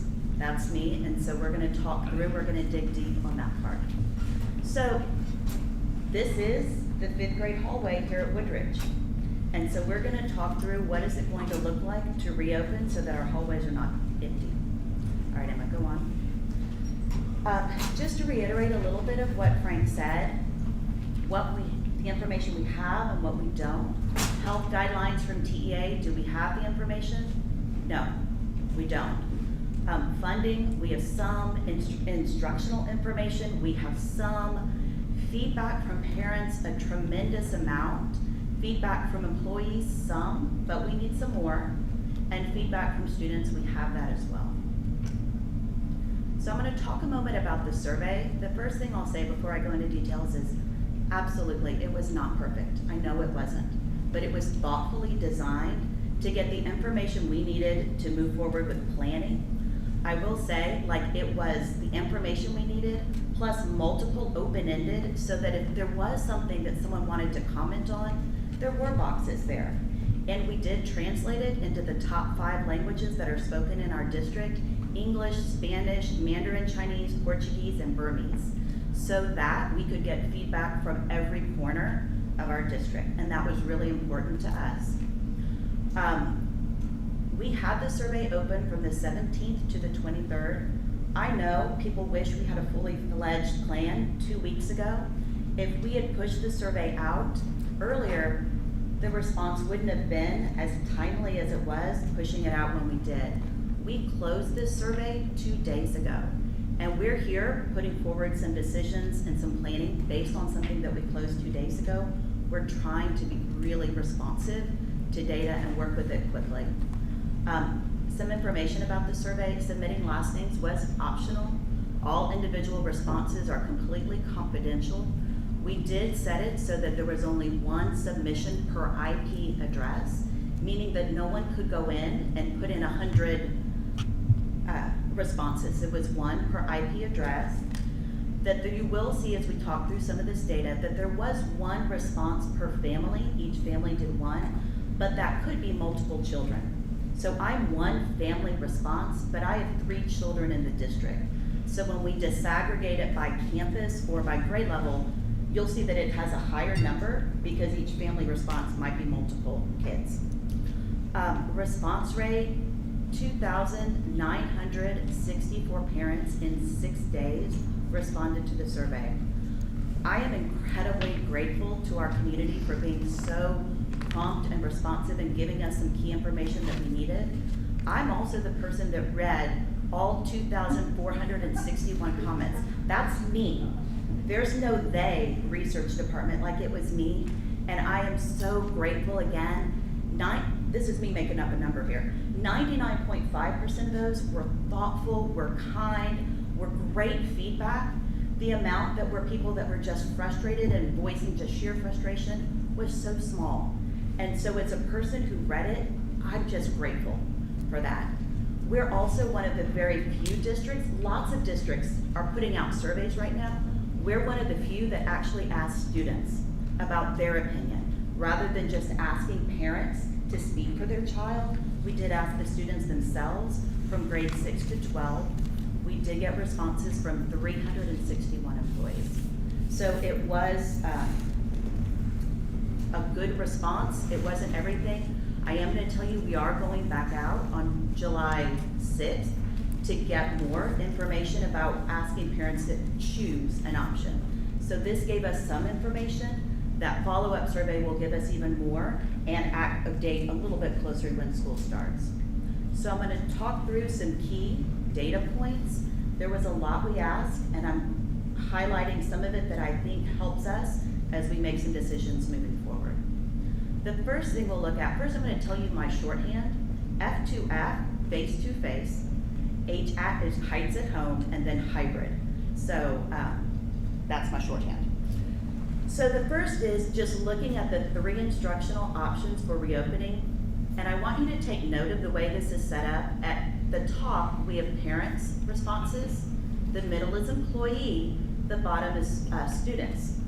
And this is, the question was, how comfortable are you going back to a traditional learning setting? So this is face-to-face. And when you look at this, you can see that who is most ready to get back in our classrooms? It's our students. They are absolutely the most ready to get back. But there is, if you add that together, 25% of them that are still not fully comfortable coming back. When you look at our employees, you see a definite discrepancy, a difference between their comfort level in coming back compared to parents and students. Emma, will you go on? The next is looking at distance as an option. Again, you can see a difference in who's ready, who's comfortable with this model, and who has some hesitancies with coming back at a distance model. Emma, will you go on? This is the hybrid model here, and I want to talk about our decision-making process for taking this off the table.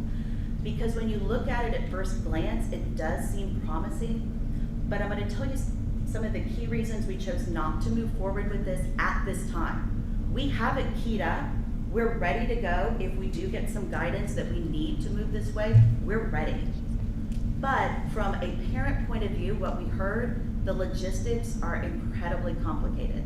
They're incredibly complicated if you have multiple students who might need to be on a different schedule, finding childcare, going back to work, that a hybrid option was very complicated logistically for parents.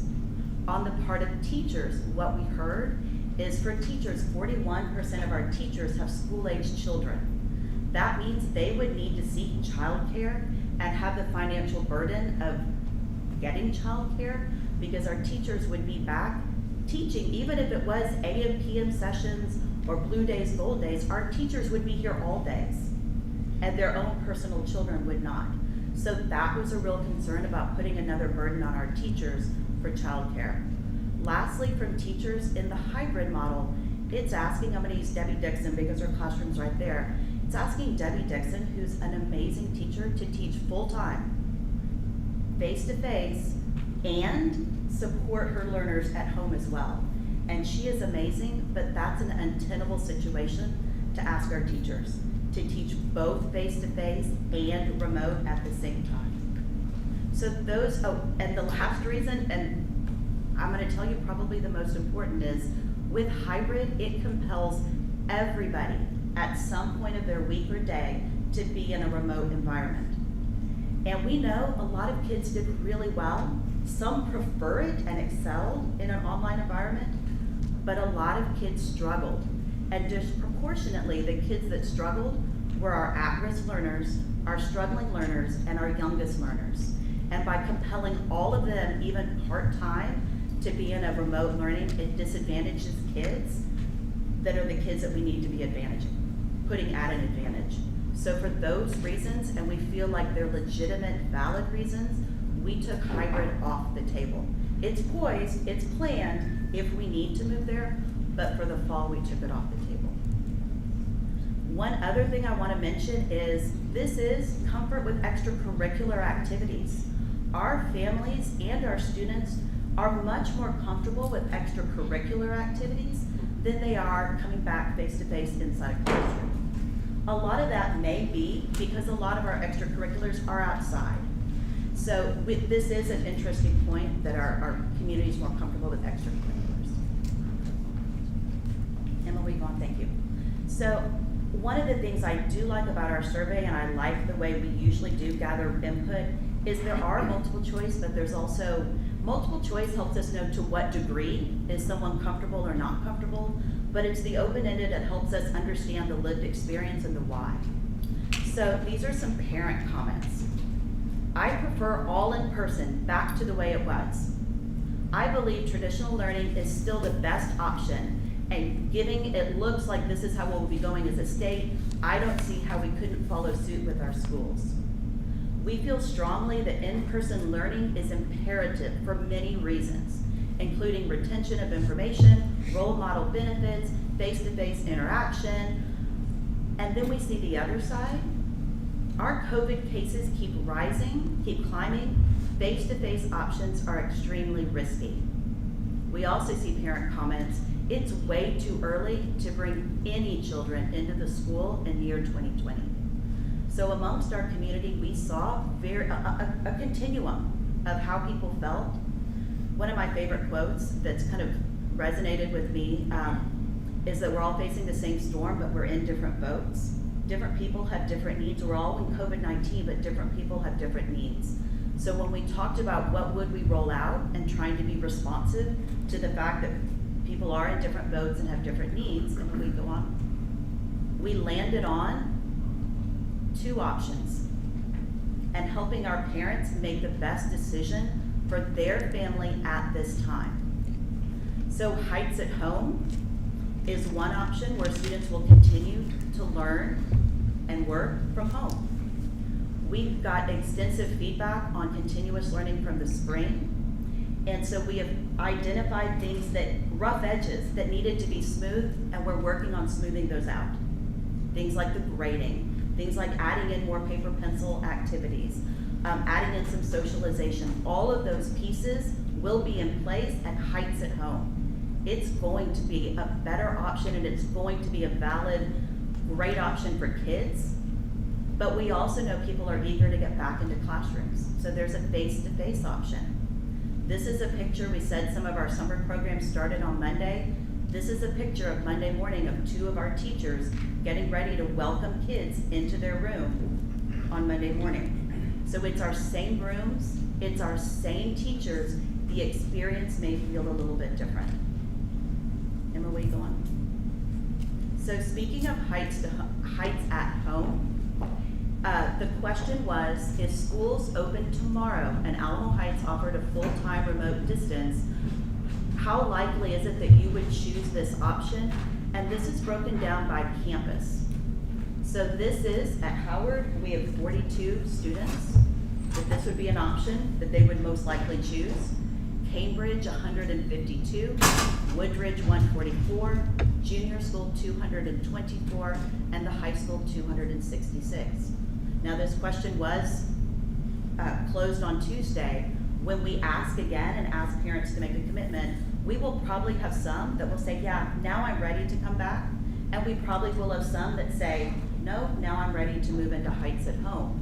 But regardless, 822 kids, that's roughly the size of Cambridge. That is going to be a large program, and we're excited about some of the opportunities that this may open up for our district. So I'm going to move on now because I'm talking a little bit about teachers and some of the things that we need to do to support them. So I'm going to talk through health protocols and through the responses of students, through the responses of parents, and then end by talking about it through the lens of a teacher. So for students, how important are the following factors to your comfort level? Students grades 6 to 12. Just look at the range. The most important thing to them was buildings being cleaned. The range of extremely important, that left-hand column, goes from 18 to 59. And when we ask, do you have concerns about wearing a mask covering throughout the day? 41% said yes, but 59% said no. Emma, where you going? On our parents survey, again, let's look at the range. Number 1 again is buildings cleaned. The range is 34% up to 70 under extremely important. And again, do you have any concerns about your child wearing a mask? 60% no, 40% yes. A real similarity there between students and parents in terms of masks. But remember the students, it was 18% up to 50. Now go to teachers. Oh, you're on teacher. Thank you, Emma. You're one step ahead. I just want you to look at what's extremely important to our teachers. Again, number 1 is buildings being cleaned, but the range there under extremely important for our teachers to feel comfortable coming back to school, it's 53 to 79. Like, it matters to them, these protocols. Overall, how comfortable are you returning to campus? I think this mirrors what we heard some of our teachers speaking to tonight. We have a lot that are extremely comfortable and somewhat comfortable to be back. They want to be back with their kids, but we also have close to 30% that are sitting at somewhat uncomfortable or extremely uncomfortable. Will you go on, Emma? So going back to the words, these are some quotes that I just cut out from our. Can I ask you a quick question? Would you go back to that one, Emma? That on that slide, just so you can see. So this is employee. Yes. At the bottom. Yes. Is that all teachers or is that employees? Employees. Okay. So looking at the why here, I have 3 autoimmune diseases. I don't feel confident everyone will take this as seriously as I do. The number of cases is increasing. I'm fearful of carrying the virus home to my family. I'm afraid that if I get the virus, I'll use all my sick days. I'm concerned about the rising numbers in Bexar County. Even with best practices, I know of some people who've done the right things and still ended up with COVID. I'm very nervous about my exposure and my children's exposure. Our community does so much traveling that I'm afraid others won't take the same precautions that I might. You go on, Emma. So hearing that, you guys, I was a teacher in this district for, I don't know how many years, 10. Like this matters to us. If Alamo Heights is the heart of the community, a valued faculty is the driving force to our success, and taking care of our teachers is important. So in my team academics, I work for 24 hours with 45 staff members. And these are some of the things that we came up with to help assure our staff and increase their comfort in coming back. So proactive planning. One thing that will help our teachers is we wrote a federal grant to provide some funding so that we can ask our teachers over the summer to plan 9 weeks worth of lessons. It's a big lift to ask of our staff, but paying them will help so that when they get to school, they're not worried if I need to take some time off to take care of my child, but I need to spend 3 days getting lesson plans ready. That the plans will be written this summer. They'll be written so that it's an equitable experience between Heights at home and face-to-face because they've been thoughtfully designed. So we did write a federal grant from Title II to help pay our teachers for that. Protective equipment, we've talked about this. TEA is providing some. Mike Hager has also ordered for summer programs plexiglass dividers so we can see how those work in the classroom as well. But making sure that our teachers do have the protective equipment that will help make them feel more comfortable coming back to work is important. A couple things that even came out after my team academic meetings was the idea of having permanent subs on a campus so that we're not struggling to get substitutes at the last minute. Another piece is, I heard all of this from team academics and from a survey, but we're bringing in, HEB is such a great community partner with us. They have been for a long time. They've offered, someone reached out to Dr. Basheda and they've offered to come in and conduct focus groups with our teachers. There's something about a focus group if you're talking to someone, an administrator, and there's something about a focus group if you're talking to an independent third party. So the research department at HEB, we come in and do focus groups with our staff because maybe there's other ideas that we didn't think of that will help them feel more comfortable, and it does give them a venue to express other ideas. Go on, Emma. Employees with health concerns, we're asking our folks who do have medical health to self-identify, schedule confidential appointments with the director of HR to discuss their concerns and potential accommodations. We've purchased Edgenuity, which is it is the Cadillac of online curriculums that our teachers can Alamo Heightsify, but it does give us a resource that's built for an online environment so that our teachers aren't having to create that from scratch. Providing professional development. The next one I'm excited about, you can see a little image there, a daily pulse check. We're gonna send out a text message and you can see it there, it just says, how's your day? It's sunny, it's cloudy, it's stormy. So that, and this is to our teachers and also our students who will be learning from home, so that we can intercede before something builds up.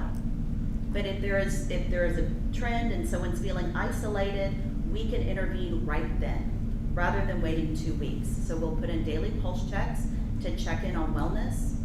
We also know that Heights at Home, lifting up that program is a big lift. So we are going to identify district employees who will facilitate the technical and operational part of standing up an online school of 800 kids, so that our teachers and support staff don't have to take on that burden while they're also teaching. Last, you saw the #1 consideration between our families and our students and our teachers. It was all about maintaining cleanliness in our buildings. None of us want our teachers here till 6 o'clock at night cleaning their classrooms. So we're hiring additional custodians to help ease that burden on our teachers and our classroom staff. Coming towards the end, this is about caring for our staff, and this comes out of the business sector, but this is about how do you control occupational hazards and care for your employees. Well, the first thing you would do that would be the most effective is eliminate the hazard. I wish we could eliminate COVID-19. We just can't. The next is replace the hazard. If we could replace COVID-19 with the flu or a cold, we would. The next is engineering controls, and this is isolating people from the hazard. We will have teachers who are working from home and isolated from the hazard. The next 2 things that are under our control are administrative controls, changing the way people work. Our schools will look different. Arrival will look different. The cafeteria will look different. We are changing the way we work to protect our employees, to protect our students. The last is protecting our employees through PPE. And we do this so that we care for our teachers, because this is something that is important to them. They want to come back. They are what makes Alamo Heights, and we can do what we can. We can do a lot to support them. I think next steps. One thing about all of this big lift that Dr. Alfaro was talking about is there's a lot that sits on the district to coordinate. There's a lot of things we have to get organized at a macro level, but the way passing periods look at Howard is different than what needs to happen at the junior school and high school. So our principals are going to have a big lift at their end, getting all of the district directives streamlined for their unique context. So we are putting together a template that says, this is what sits on the district side, this is what sits on the campus side, so that we don't duplicate efforts. We don't have time for that. But we're also not pointing at each other where campuses are like, oh, I thought the district was gonna do that. And we're like, oh no, we thought you were doing that. So that we're really clear on roles and responsibilities moving forward. The sign up for parents that rolls out July 6th, that's a next step. Final daily schedules for Heights at Home and face-to-face.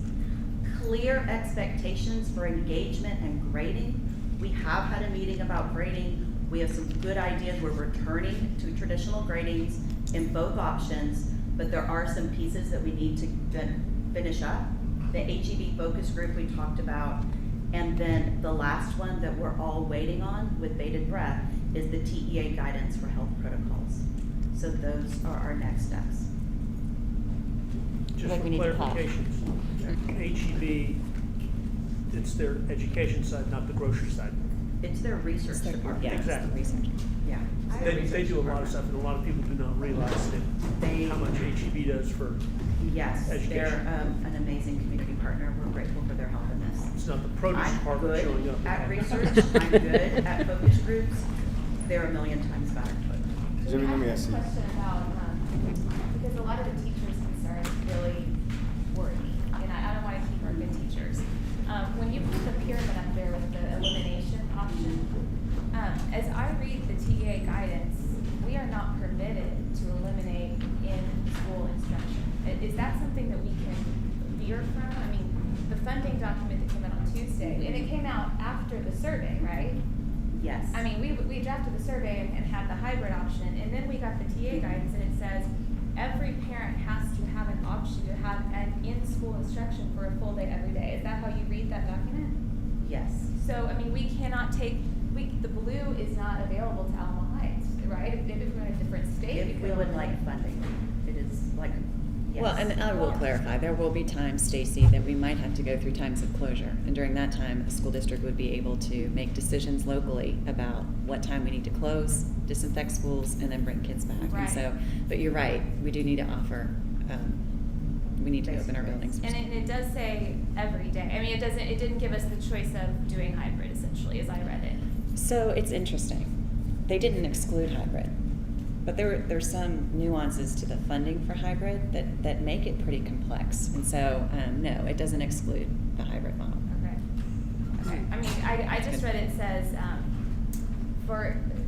you can offer hybrid, but for any student, for any day, every parent must have on-campus attendance option. You know, so maybe they could take away our funding for that, or maybe they're just saying we have to do it. But either way, So the intent we haven't of that, really gotten as much flexibility as we might have wanted to when we offered hybrid in the survey. And that's how I read it. But the intent of that language, and the commissioner talked about it. Again, I'm losing track of days, but the hybrid model, if you are opening an A-B model or a week A model and a week B model, parents have the right to send their children to school every day. Yeah, right. No matter what we did as that's far as right. hybrid. We could set up the structure, but parents have the right to send their kids if we are open, so. Right, okay. Yeah. That option in order to protect the teachers is a great plan, but as a sitting here today, maybe things could change. We just may not have that even on the table, right? Okay. And I appreciate you reading all of that from TA as well. Oh, I sat down and read it last night. No, but thank you so much for all of your work on this and doing all of those surveys, because I know that you've been working around the clock. Jimmy, on the sign-up, we're going to send it out to have parents choose on July 6th. Will we have all of our plans ironed out? I mean, we've been waiting for TEA guidance for months now. Are we going to get it, or is it likely we're going to have to push back that July 6th? Because I don't think we can ask parents. So I'm going to take Jimmy out of the hot seat. I'm going to Okay, field some yeah. hot seat questions. All It right? wasn't- Bless her heart, yeah. that lady's been through a lot.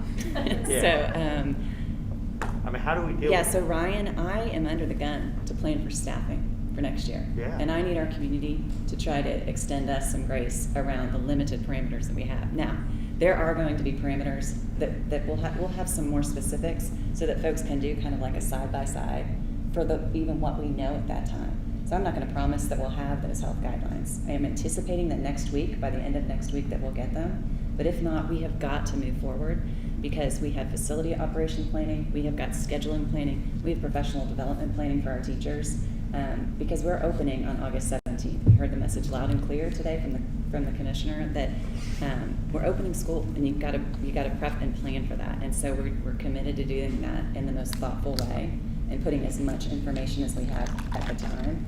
And then we also are committing, that is the week of closure for this district. We close for 1 week.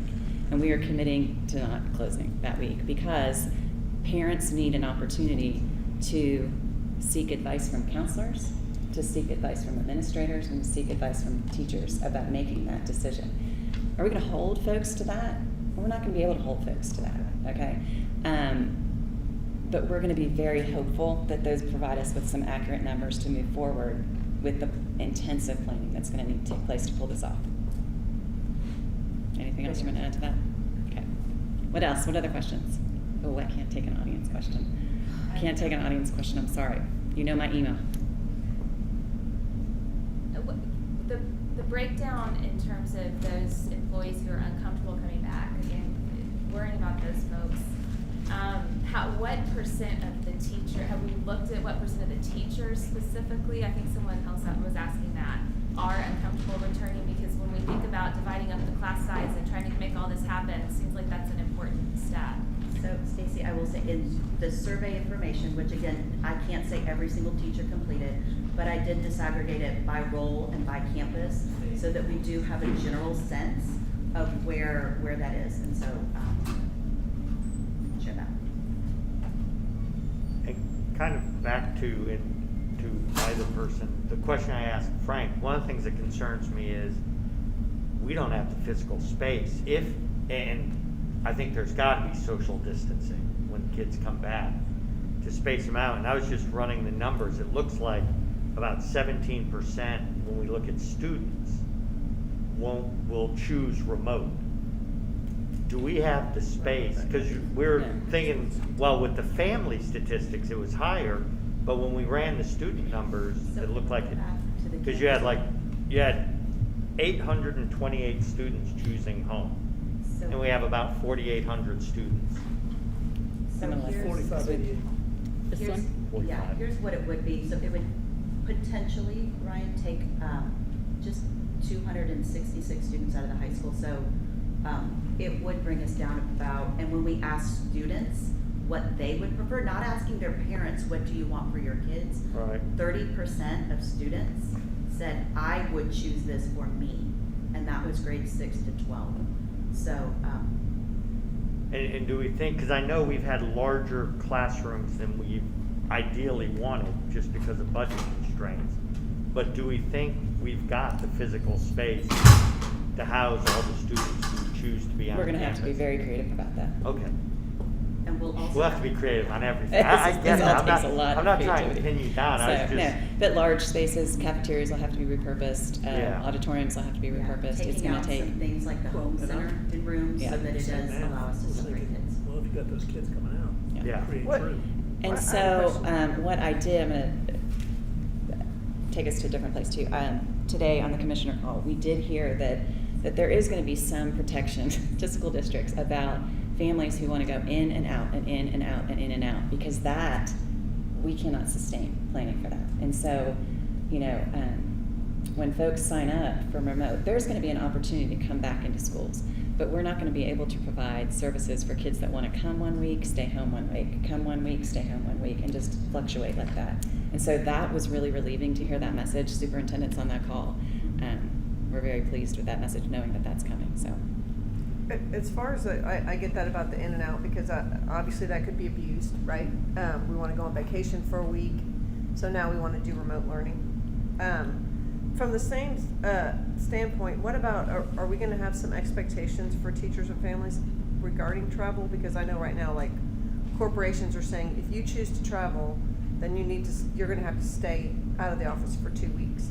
So what kind of, I mean, we can't enforce that, but what kind of, are we gonna have some expectations as part of the plan for what we're gonna ask of our parents?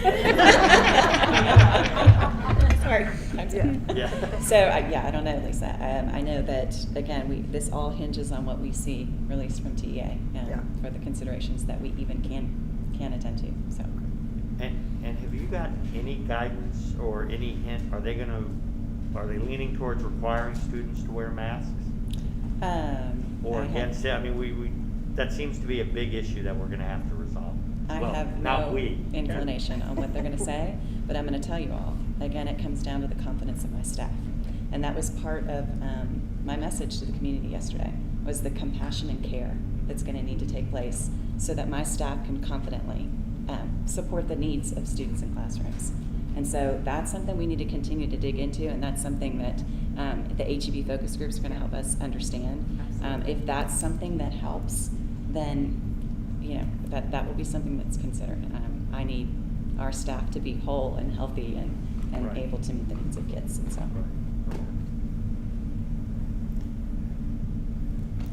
right, thank you. Thanks, Jimmy. Thank you very much. Thank you, Jimmy. So to keep the smile train running, let's do school finance. So agenda item 3B, school finance presentation of 2020-2021 budget update for Mike Hager. Thank you, Mike. Emma, I wanna give a minute for people to leave the No, we can keep noise to rolling. break down. We can keep rolling.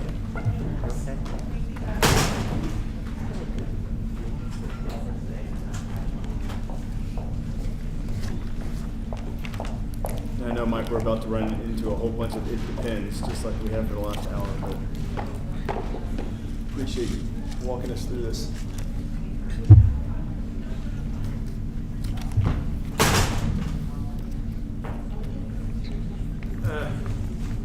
So we sort of talked about this last week, and I left copies of this on the deal. But just to run through a few things, let's look at fund balance. Hold on for a second. Hey, if y'all want to talk, would y'all do that outside, please? Thank you. So we had talked about fund balance, and so just bringing that up. We're looking this year about $3.7 million in the red. Of course, 2.1 of that is property that we've purchased this year by design. The left 1.6 million deficit this year. The board approved a budget this year of about 57,000 as the deficit number. And at the very bottom, you can tell property taxes of lost revenue. Property taxes 1.2 million. Interest is down because of the pandemic. So that's where a lot of the losses came from this year. Can I ask you a quick question? Sure. I know you've talked to us about the large property tax refund. Do we get to play in that process, or we just have to let the county run their process and then we just take it how it comes? Well, it's really, a taxpayer files a right. protest, and it can go all the way to district court. That's probably what this one did, because it refunded taxes from 16, 17, and 18. Oh, it had to have gone to court for that. Okay. Yeah. So this entity took it to court, and that's why we lost that okay. that money. So that's fund balance. The general fund.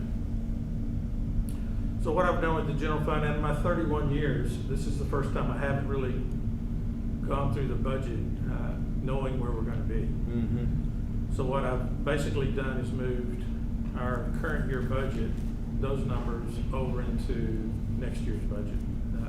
No increases, no decreases, but just bringing it across. So just bringing it across, we're losing $1 million basically. 44,000 is less revenue because of interest is less. Tuition buses we probably cannot do. So there's several items in there that we're going to lose revenue on. On the expenditure side, we're up about $900,000. $670,000 of it goes to our great Chapter 49 that the state recaptures. Right.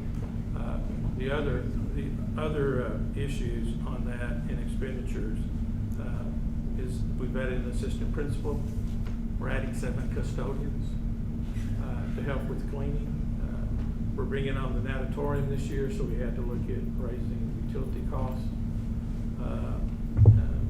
More cleaning supplies had to be added.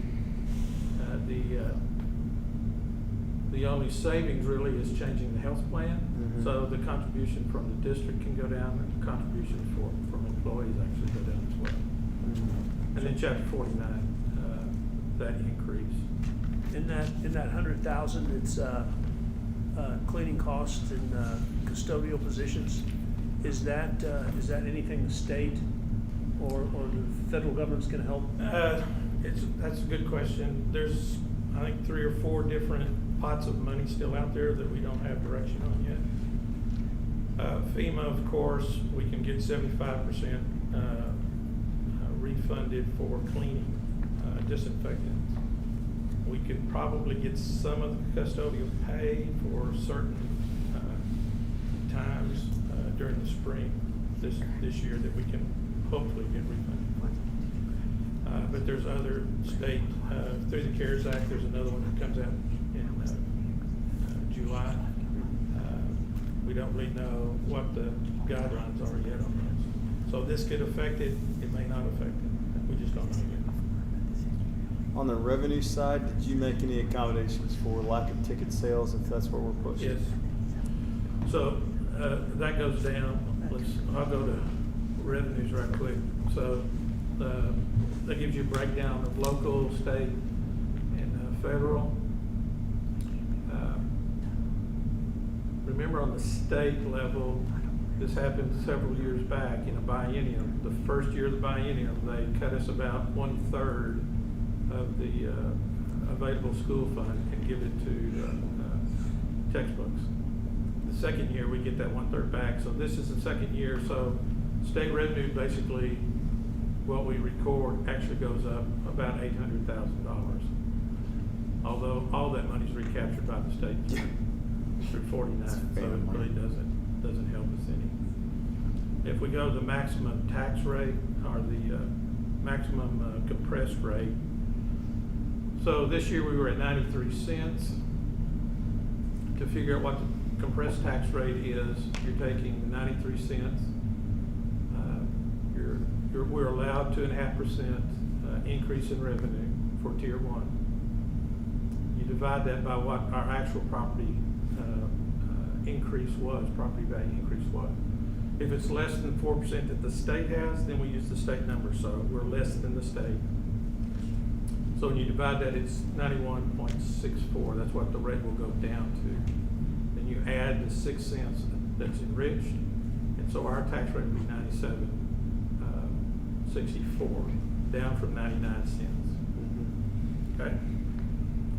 So that all goes to. Well, Mike, on the subject of taxes, since we have folks listening in, because one of the comments that I'll receive every once in a while is, well, why don't we just drop our taxes to 0 and see if we can just raise all the money? And I believe there's a mandate essentially from the state of you're going to tax. So the state rate is the 91.64. We can't be 10% lower than that. It's the max we can go. Right. So this is the property values for. So last year we were at 7.5. BL values, what I budget losses in values. I budget $225 million. This year so far, we've only lost $167 million. So we're to the positive, basically, the way I look at it as far as tax collections, other than that we lost $1 million in protests. This year we're at 7.6 billion taxable, which is about 1.2% increase. But I'm budgeting now $300 million as a property value loss, not knowing really what's going to happen this next year. Now the appraisal district, their estimate's about $380 million, but we've always been a little better than their estimates. So I'm using the $3 million. It could go to $4 million, it could go to $2 million. It really doesn't affect us a whole lot because that increase is offset by Chapter 49. So we don't really gain anything by where the property value fluctuates up or down by the loss. Okay? So just for process, we set our budget before the state tells us what we get to tax. Isn't that correct? When it comes out of the TEA. TEA will tell us, supposedly, August the 5th, August the 7th, what the tax rate will be. Okay. The board has to adopt a budget by the end of August. Yeah, I mean, it's contemporaneous. So it's right there. Yep. So if we look at revenue, what we've actually lost in this budget, we're down $312,000 in tax collections based upon the tax rate goes down, so we can collect less taxes. Mini mules, we probably won't collect as much. Bus tuition, we're not going to do bus tuition this year just because of the social distancing, trying to get kids to school that need bus transportation. Interest, we're going to probably about $500,000 over the prior year. Rentals go down. It's hard to rent places during this time. Athletics, we're down about $50,000. So that's $1 million just in lost revenue for this next year. The state, and like I said, $750,000 on the books is what we get, but actually it gets recaptured in Chapter 49.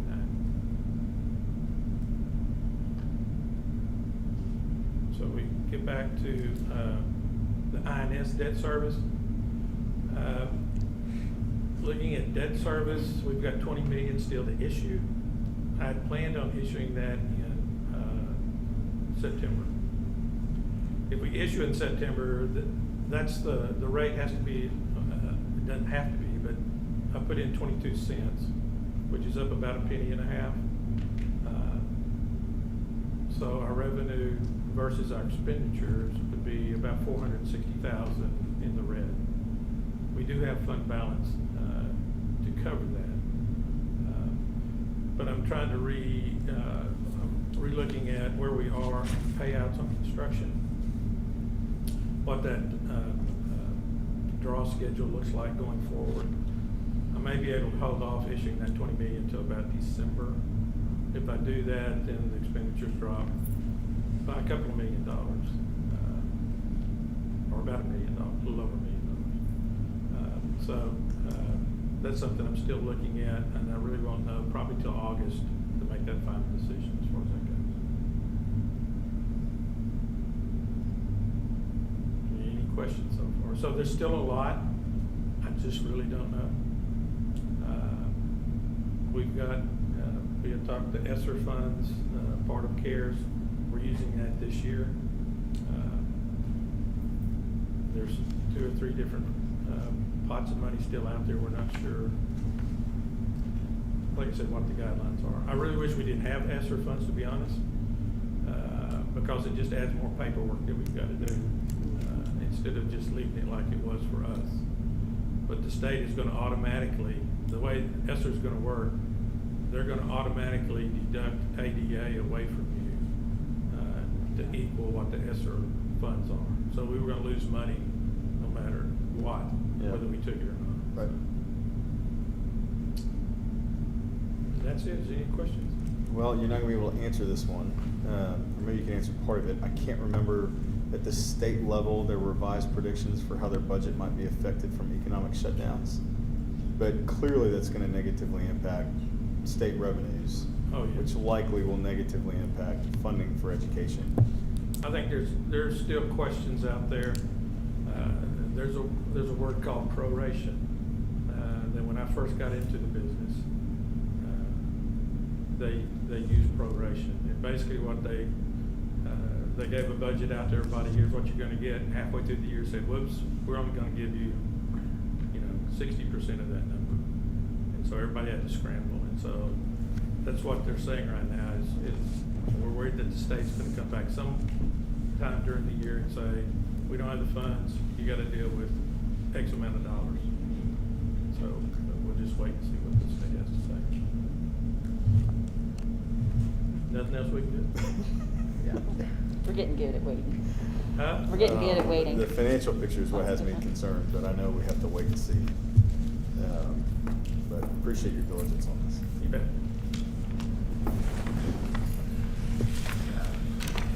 All right. We are moving over to, I think we're on section 4 of the consent agenda. This item is, these are items that are considered routine by the board or have been previously reviewed and discussed in prior meetings, and then we therefore enact with one motion. I'm going to give you guys a second to just review it. I want to note that there's a donation in there, number 6. The corrected amount should be $40,000.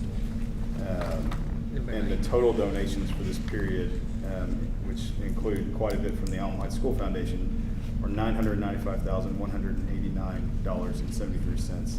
We're enormously grateful for these contributions from our community, especially in light of the budget conversation that we just had, and what's likely to come down the road for our school district. So, but if y'all would just take a look for a second, any items on there? That was number 6. That's just a $40,000 donation from that's an individual, or was that I'm a sorry, fundraising? that was the fundraising efforts from the spring derby. Okay, yeah. Otherwise, it'd be really nice. All right, if there are no items to pull, do I have a motion to approve the consent agenda? So, Lisa, do I have a second? Second. All in favor, please say aye. Aye. All opposed? Motion carries. All right, we'll move on to section 5, the board member committee reports. So I think School Foundation is the first one on here. Ms. Kringer, Yep. that is you. So the most exciting thing that came out of the School Foundation meeting is that they reached their goal of giving $1 million to the district. So that's amazing. For the first time in the foundation history. They gave $1 million. So one of the ways they're celebrating is they're flocking, so they're going to be putting signs in people's yards to surprise them, and that's exciting. I don't know if that's started yet. I think it is. They had a change of leadership, and Jason Menzel is going to be the 2010. That's what it says. Everybody's calendars are crazy right now. 2021 board president. And there's 2 new board members, Raul Rios and Julie Dorman. Yeah, and they had several people roll off. Carrie Worthen, Carter Clayberg, and Claire Flesher finished their service. The new messaging for the coming year is our children, our teachers, our schools, our community, with an emphasis on give local. And they're going to continue to back our teachers. And also they're launching their 2nd year of the Heroes for Heights recurring giving program and accepting new members over the next few months. And I think that is pretty much it. Good deal. Thank you for being there for that meeting. Ms. Giddens, I think you're up for building committee. Okay, the building committee met twice, and in general, we have four campuses that are, well, 4 projects that are pretty much completed. So I'll start with that first. The high school Central Platinum Commons have been completed for a while now. Woodridge, Cambridge, and Junior School are complete except for the punch list items. We met, and when we were at our building committee, we approved the remaining work at Howard, which was, there's some drainage work and then workroom improvements there. So that work is, that contract has been approved. So then the STEM building at the high school is just about finished. That should be turned over in July next month.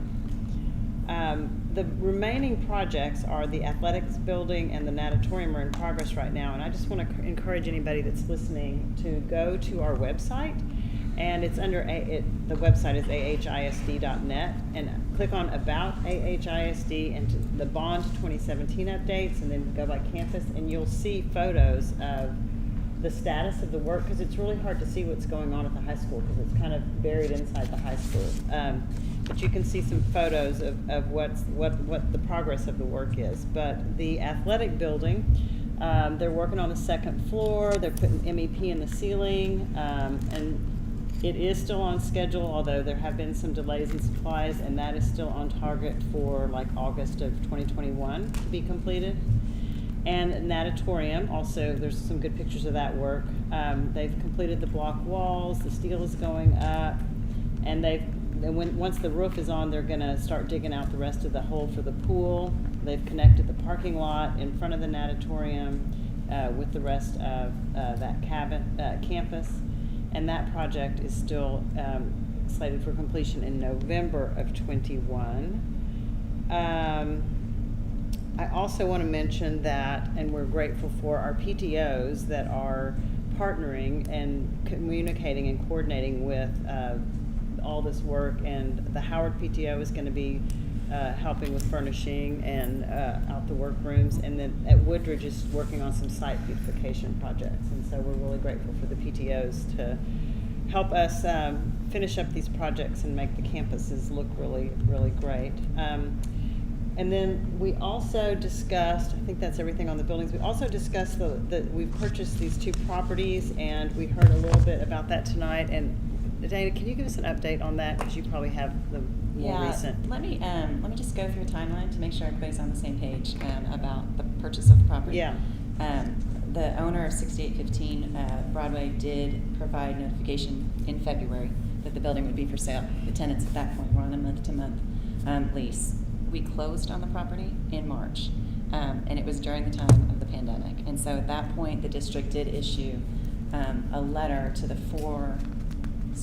there were 3 remaining tenants at that time that we issued a letter to notifying them that because of the pandemic, they could stay for an additional 3 months. And so extending their month-to-month option until June. And so what we have heard to this point, what we know at this point is that one of the tenants will be moving out by the beginning of July is prepared to do that. And so we're not going to charge rent for that month for that tenant. We have another one who is planning to move out and has plans to be moved out till the end of July. And so we're accommodating that request. And we have another tenant who had previously, prior to speaking at the board tonight, requested an extension, an additional 3-month extension, and we had communicated granting that tenant an additional 3-month extension till the 30th. And so just to be very clear, from the start, from the time of the owner to where we are today, there's been no threat of eviction to any tenant at that building. And so I would want you also to know that although we're not in the business of being landlords, we have maintained the property. We've provided some exterminating services to the entire property. We've provided landscape services by our grounds crew and some plumbing services as well. So I think that kind of brings us up to speed as far as the timeline of where we are to where we are this evening. And just, Dana, following up on that, since the person who spoke today, she seemed to be confused as to whether she had that extension. Can we make sure we have someone reach back out to her and confirm? We already agreed to give you that. And I thought I saw Mike leave. Did you tell her tonight she's got it? So it was provided in writing to her already. Yeah. And our attorney has been working with her on that. Yeah. But we confirmed it personally tonight. Good. Thanks. Okay, that's good, yeah. Is that all from Goodwin? That's it. Yeah. All right, Ryan, Mr. Anderson, please, the District Safety Committee. Okay, District Safety Committee met on June 8th, and we discussed the safety audit, which for obvious reasons, we're going to hear about it in executive and can't really speak about any of it, other than we've conducted our required audit and we have some recommendations, things that we're doing well and things that we might look at. And then the other thing that we discussed was the reopening process. I think we probably heard enough about that tonight. Yeah. I could go back through everything, but I think we've seen videos and had presentations, and it was basically that. So that was our meeting. Good deal. All right, we're on to item number 6, business recommendations. So I think, Mike, you're in the hot seat on this one. Yeah, I'll just stand here. Joris took bids on the Howard work, which is drainage and work inside for the teacher's lounge and workroom. That came in at 1.4 million, a little over 1.4 million. It's about 40,000 above what was budgeted for Howard. But they've already, I've given them the go-ahead to get started, so they've already started work. The timeline is inside the building should be ready before before teachers get back. The playground is scheduled right now to be finished before students get back. So as long as the weather holds out and everything goes fine, we should be okay. And I know you've addressed this before, but in light of the economic shutdowns, has that really impacted materially Joris's supply chain, get materials on site, anything like that? Not to the extent that it's really delaying a lot. They've had some delays as far as some of the supplies, but it's not overall affecting the timeline. Okay. Any other questions for Mike? Do I have a motion to approve the increase in the GMP for Howard Early Childhood Center? So moved. Bonnie. Do I have a second? Second. All in favor, say aye. Aye. All opposed? Motion carries. Moving on to item 7, Superintendent's Communication. The 2019-2020 year review. So typically, Do you put in a chapter book for us? Well, here's what I want to highlight tonight. We have had so much intense conversation month after month about the close of school, but there was so much good work that took place before March. And so that's where I want to kind of be. I want to be in that place with you all, just to look back on the important work that took place and some work that's, kind of been left dangling out there that we'll need to attend to when we get back out of our stage of emergency planning moving forward. And so Emma, it has a slide up there for you that just shows, I'm going to be talking just about amazing bond and construction progress from this year. It's sometimes really hard. Mike and I were even visiting the other day to kind of get my notes together for this. Was that this year? Was that last year? When did we do this? But there was a ton of work that has been executed on budget and on time this year, even during the time of closure. So we're going to talk a little bit about that. We're going to talk about reminisce about the incredible work around community-based accountability and our leadership across the state to roll that out in a really profound way. We're going to talk about just a campus checkup process that came to be as part of our leadership summit in July. I'll talk a little bit more about that. Y'all, we were involved in an ambitious strategic action plan process that started with our Team of 8 training when we spent time together learning about continuous improvement and then launched into some community conversations in September. And then I want to talk about our focus on character education because it's an area of immense pride for me and for all of you as trustees in the district, and I don't want us to walk past the important work that all of our campuses have taken on. And so, Emma, if you click forward, I'm going to just go through campus by campus because I think it's important just to remember the incredible work. Mike's going to get my back over there. He's going to keep me in my lane and make sure I don't forget anything. But I'll start it, and there's just some pictures for y'all to see. Kind of forget some of the ones that I clicked on there. But at Howard this year, we have started the work, and the Howard work has just started. So we've started working on that drainage ditch, and we're also going to remodel those the teacher lounge, and that should be completed by the opening of school. At Cambridge, the majority of that work, the Fine Arts Complex, the track, all of that was last year. But this year, I don't know if you remember, we worked extensively on that parking lot and that community playground, which was across Ogden on the other side, and that was completed for the start of school. At junior school, and you can see some of the pictures that are up there, we unveiled the STEM building to our students and staff for the start of this school year, and has been just an amazing facility for students to have some cooperative learning space, but have some really neat science space. We also remodeled and we opened, by the close of the year, the new SST classrooms inside our current building. And many of you got to walk through that during our learning walk, but that was a pretty big renovation. At Woodridge, there's been a lot of work that has been completed here at Woodridge, and you can see the outdoor covered gym. We had a brand new gym. We also, the addition of a brand new gym. We also had the completion of our Fine Arts Complex that our students actually never got to enter and experience. Our teachers took some days right before spring break to move from their old classroom out to that facility to set everything up in full anticipation that students would be back the week after spring break to enjoy that space. And that has not happened yet. So the track, the work on the playgrounds out there was completed in the fall. So we look forward to using that new space. And there's been a ton of work done at the high school. And so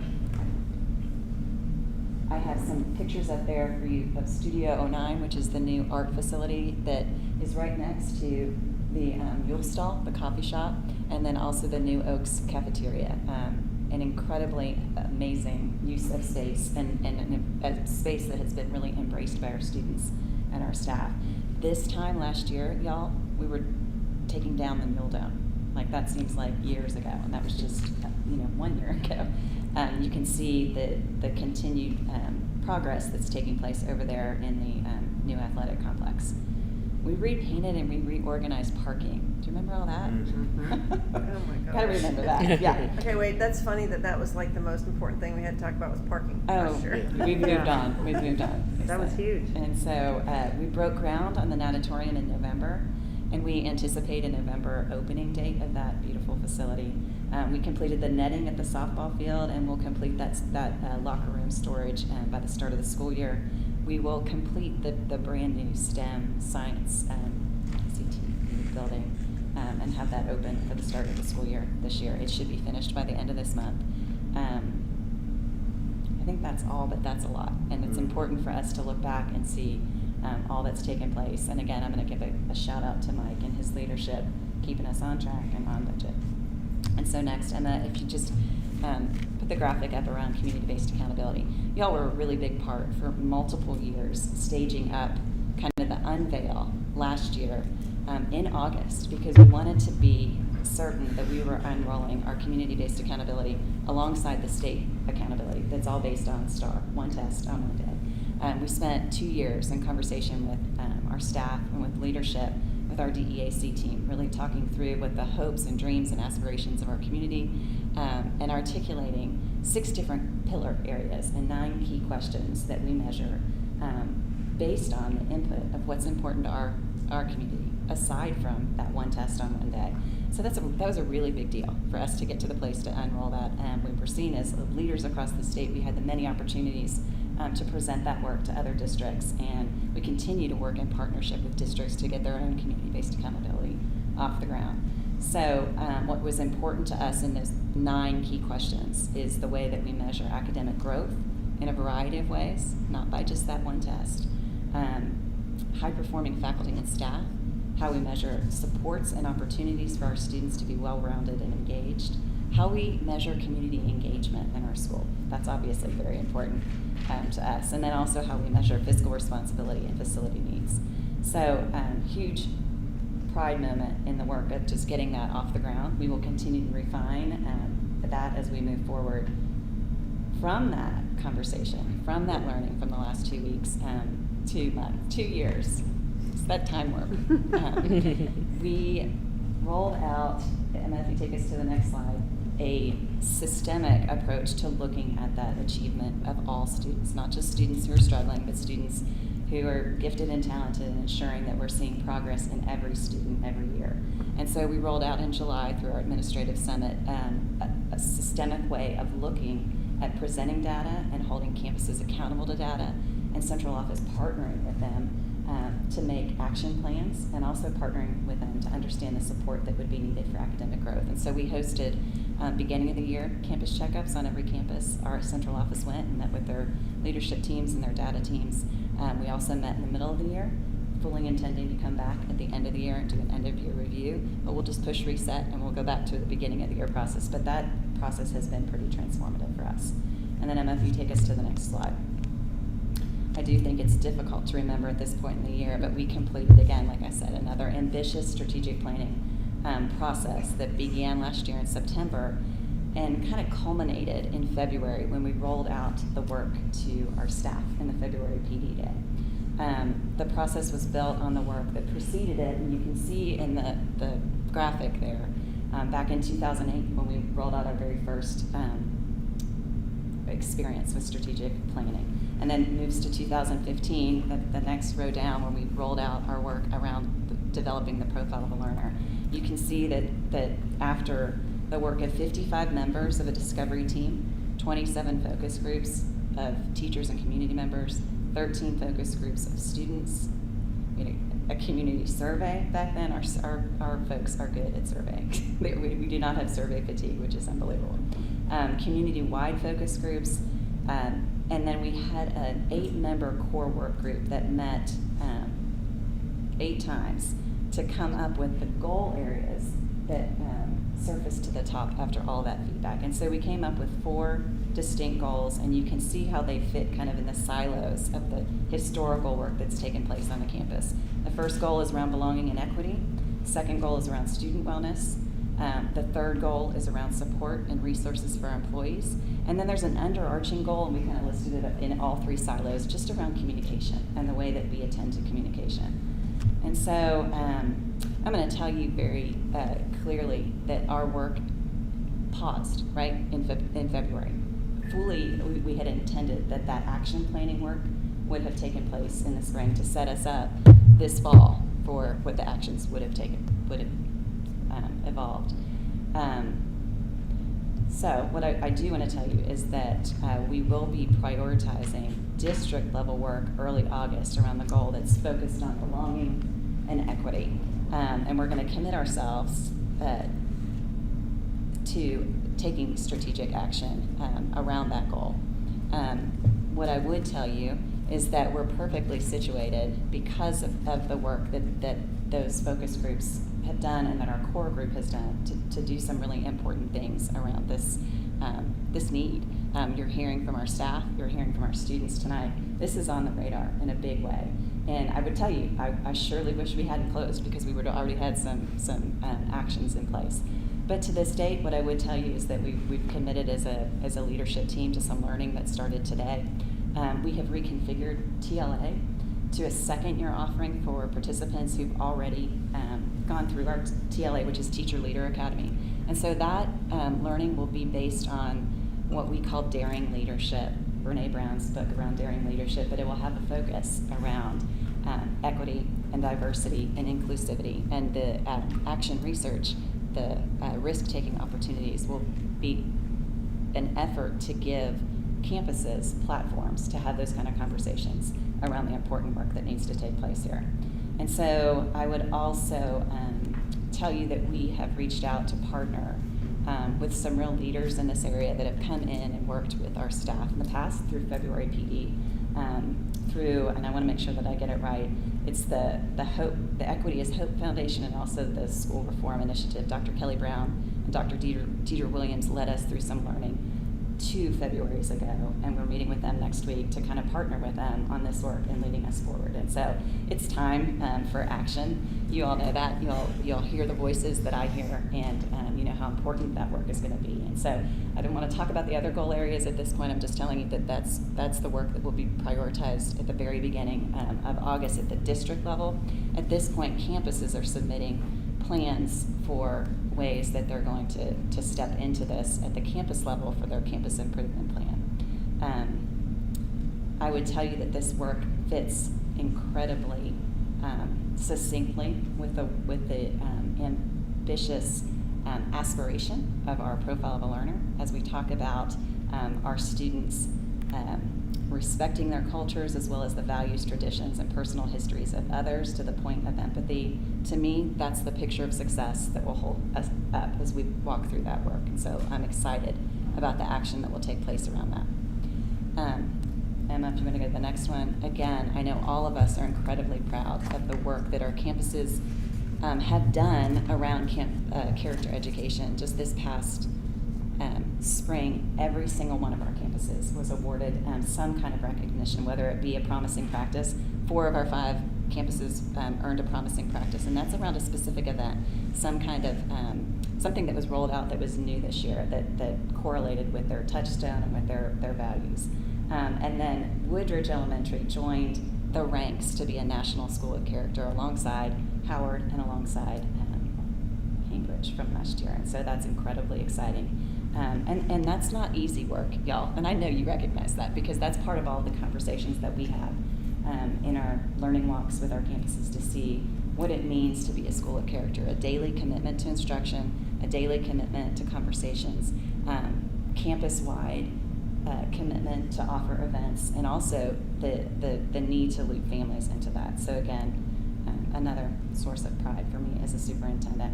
And then at the very end of the year, our district character education team articulated for us as a district core values. And Emma, if you take this to the next slide, you will see what those core values are that were carefully articulated by the district team.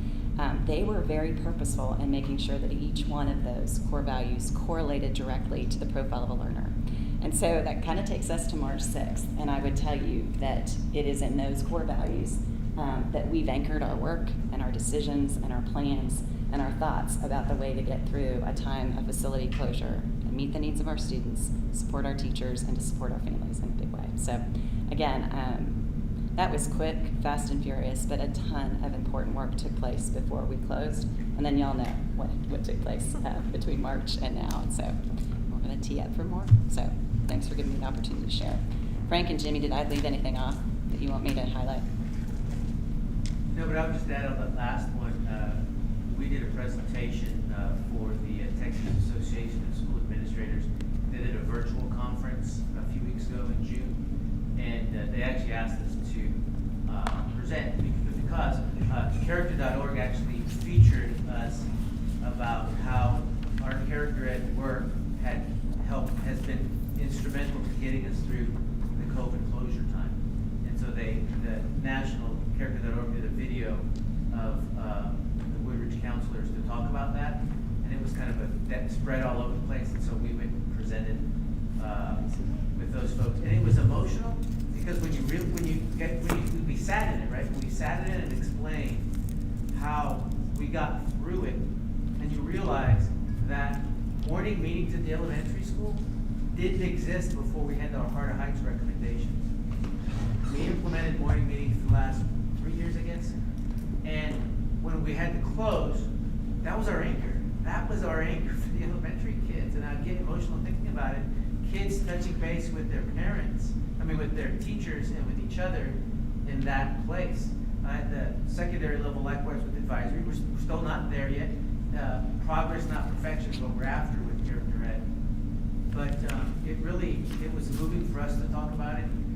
The kindergarten kids missed out on March, April, and May of their key character things. And so, face to face, but they didn't miss out because we had videos. And so we got to show videos of Dan and St. Romain talking to the kids. They have a special end of the year song where they celebrate making it through kindergarten and all the stuff that they learn. And it's just transformative, the character work that we do on the campuses. And that did stop during the COVID closure. So we got a lot of accolades from that presentation. And one thing I'll add that was this year, and it seems like a small thing, but it's a really big thing, is this year we put back into place vertical content teams. So this was getting teacher representatives together from kindergarten, elementary schools, high school, and junior school all together, talking about the vertical alignment of our standards, which we've done at a secondary level and we've done it in elementary, but we haven't had that continuum. And given the high percentage of our students that are with us from Howard to high school, it was really important, and those were really productive meetings. So it's another thing that we had plans for the spring, didn't happen, reset in the fall, and we'll pick it back up. Mike, did I forget anything? You did great. Thanks. That's a perfect answer. Well, I appreciate those core values. I feel like teeing those up at just the perfect time, especially resilience. As you're talking, I'm thinking most people learn resilience by being angry at something or responding to an irritation. And we're talking about using empathy and courage and resilience together. And I think that's not a normal combination for most people. So I think it's a perfect time to be focused on those core values. So I really appreciate the work. And Dana, one question is, y'all are planning this stuff and the advisory, the character ed, are students involved in the curriculum and what ought to be addressed? Are they part of this process? I know administrators and teachers are, because we had some pretty articulate students today mention things, and these are times where obviously COVID is a big issue, but there are other issues. And I know on one of the MLK marches, one of our students was leading and with the megaphone and really was quite good at it. So I think we must be doing something right. And I like your point, Frank, about it's progress, not perfection. We're all, as long as we keep marching forward, there's hope we'll get there. Right. So thank you. You good? I'm good. All right, item 8, calendar review. So I think y'all should have probably the next 4 or 5 significant dates in your folder. Maybe Emma, just put them up behind me. Special called meeting, and I'm just going to go ahead real quick and make sure we have 4. We heard, yes, 1, 2. Yeah, I can be there. Yeah, and one other. Who was the other? Because I want Emma to keep track. It's Perry. Ryan? Yeah. Ryan, Perry, That's the and second? Stacy. That's the Yes. second. Thanks. At noon or 7? It's at noon. It's noon, and it'll be 30 minutes. It's just personnel. So I'm the gonna be executive sweating 30 session. then. You're fine. Is it easier for you to do it I don't care. Can you do it at noon? At noon? Yeah. Yeah. Okay. Okay. Okay. That's what Ryan's asking, because we could move it if you needed us to move it to some. Okay. So we do, like I said, we try to close our offices for a week, and that's going to look a little different this year. But our secretarial staff will not be around during that week, nor will our campuses be open. Special called board meeting on your calendar for July 20th. What time on that one? Same regular time, so 6 o'clock. Oh, I didn't put the time. May 20th, June. Just save the date for the Heights Business Incubator Pitch Night, and we will get details about that to you, about what that's going to look like this year. David, I feel like the team building is the wrong day. I feel like you and I changed it, and I didn't communicate I feel it like with we changed Emma. it to Wednesday. So I'm going perhaps. to check real quick. Our thinking was that Thursday is back to school night, and meet the teacher night, and so we were looking at hosting it on Wednesday instead. So Wednesday, August 12th at 6 o'clock. Okay. So you got 5 and 6 p.m. down here? Dinner at 5. Meeting at 6, is that?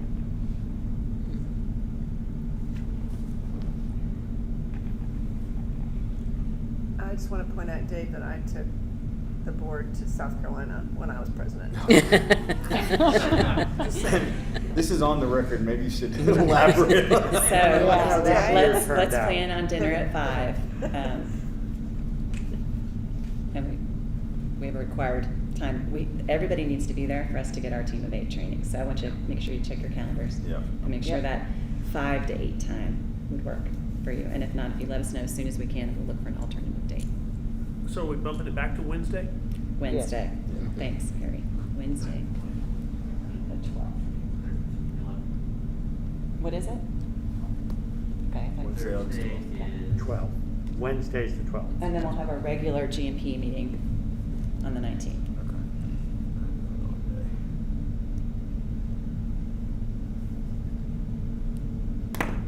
All right. Any other questions about calendar? When are we starting school and what is it going to look like? August 17th. All right, any other questions on the calendar? All right, before we move into our next 2 items, if there are no objections, we'll take a short break before entering into executive session as per Texas Government Code, section 551.001. So 5 minutes or so, we'll be right back. I know, right? It's disgusting.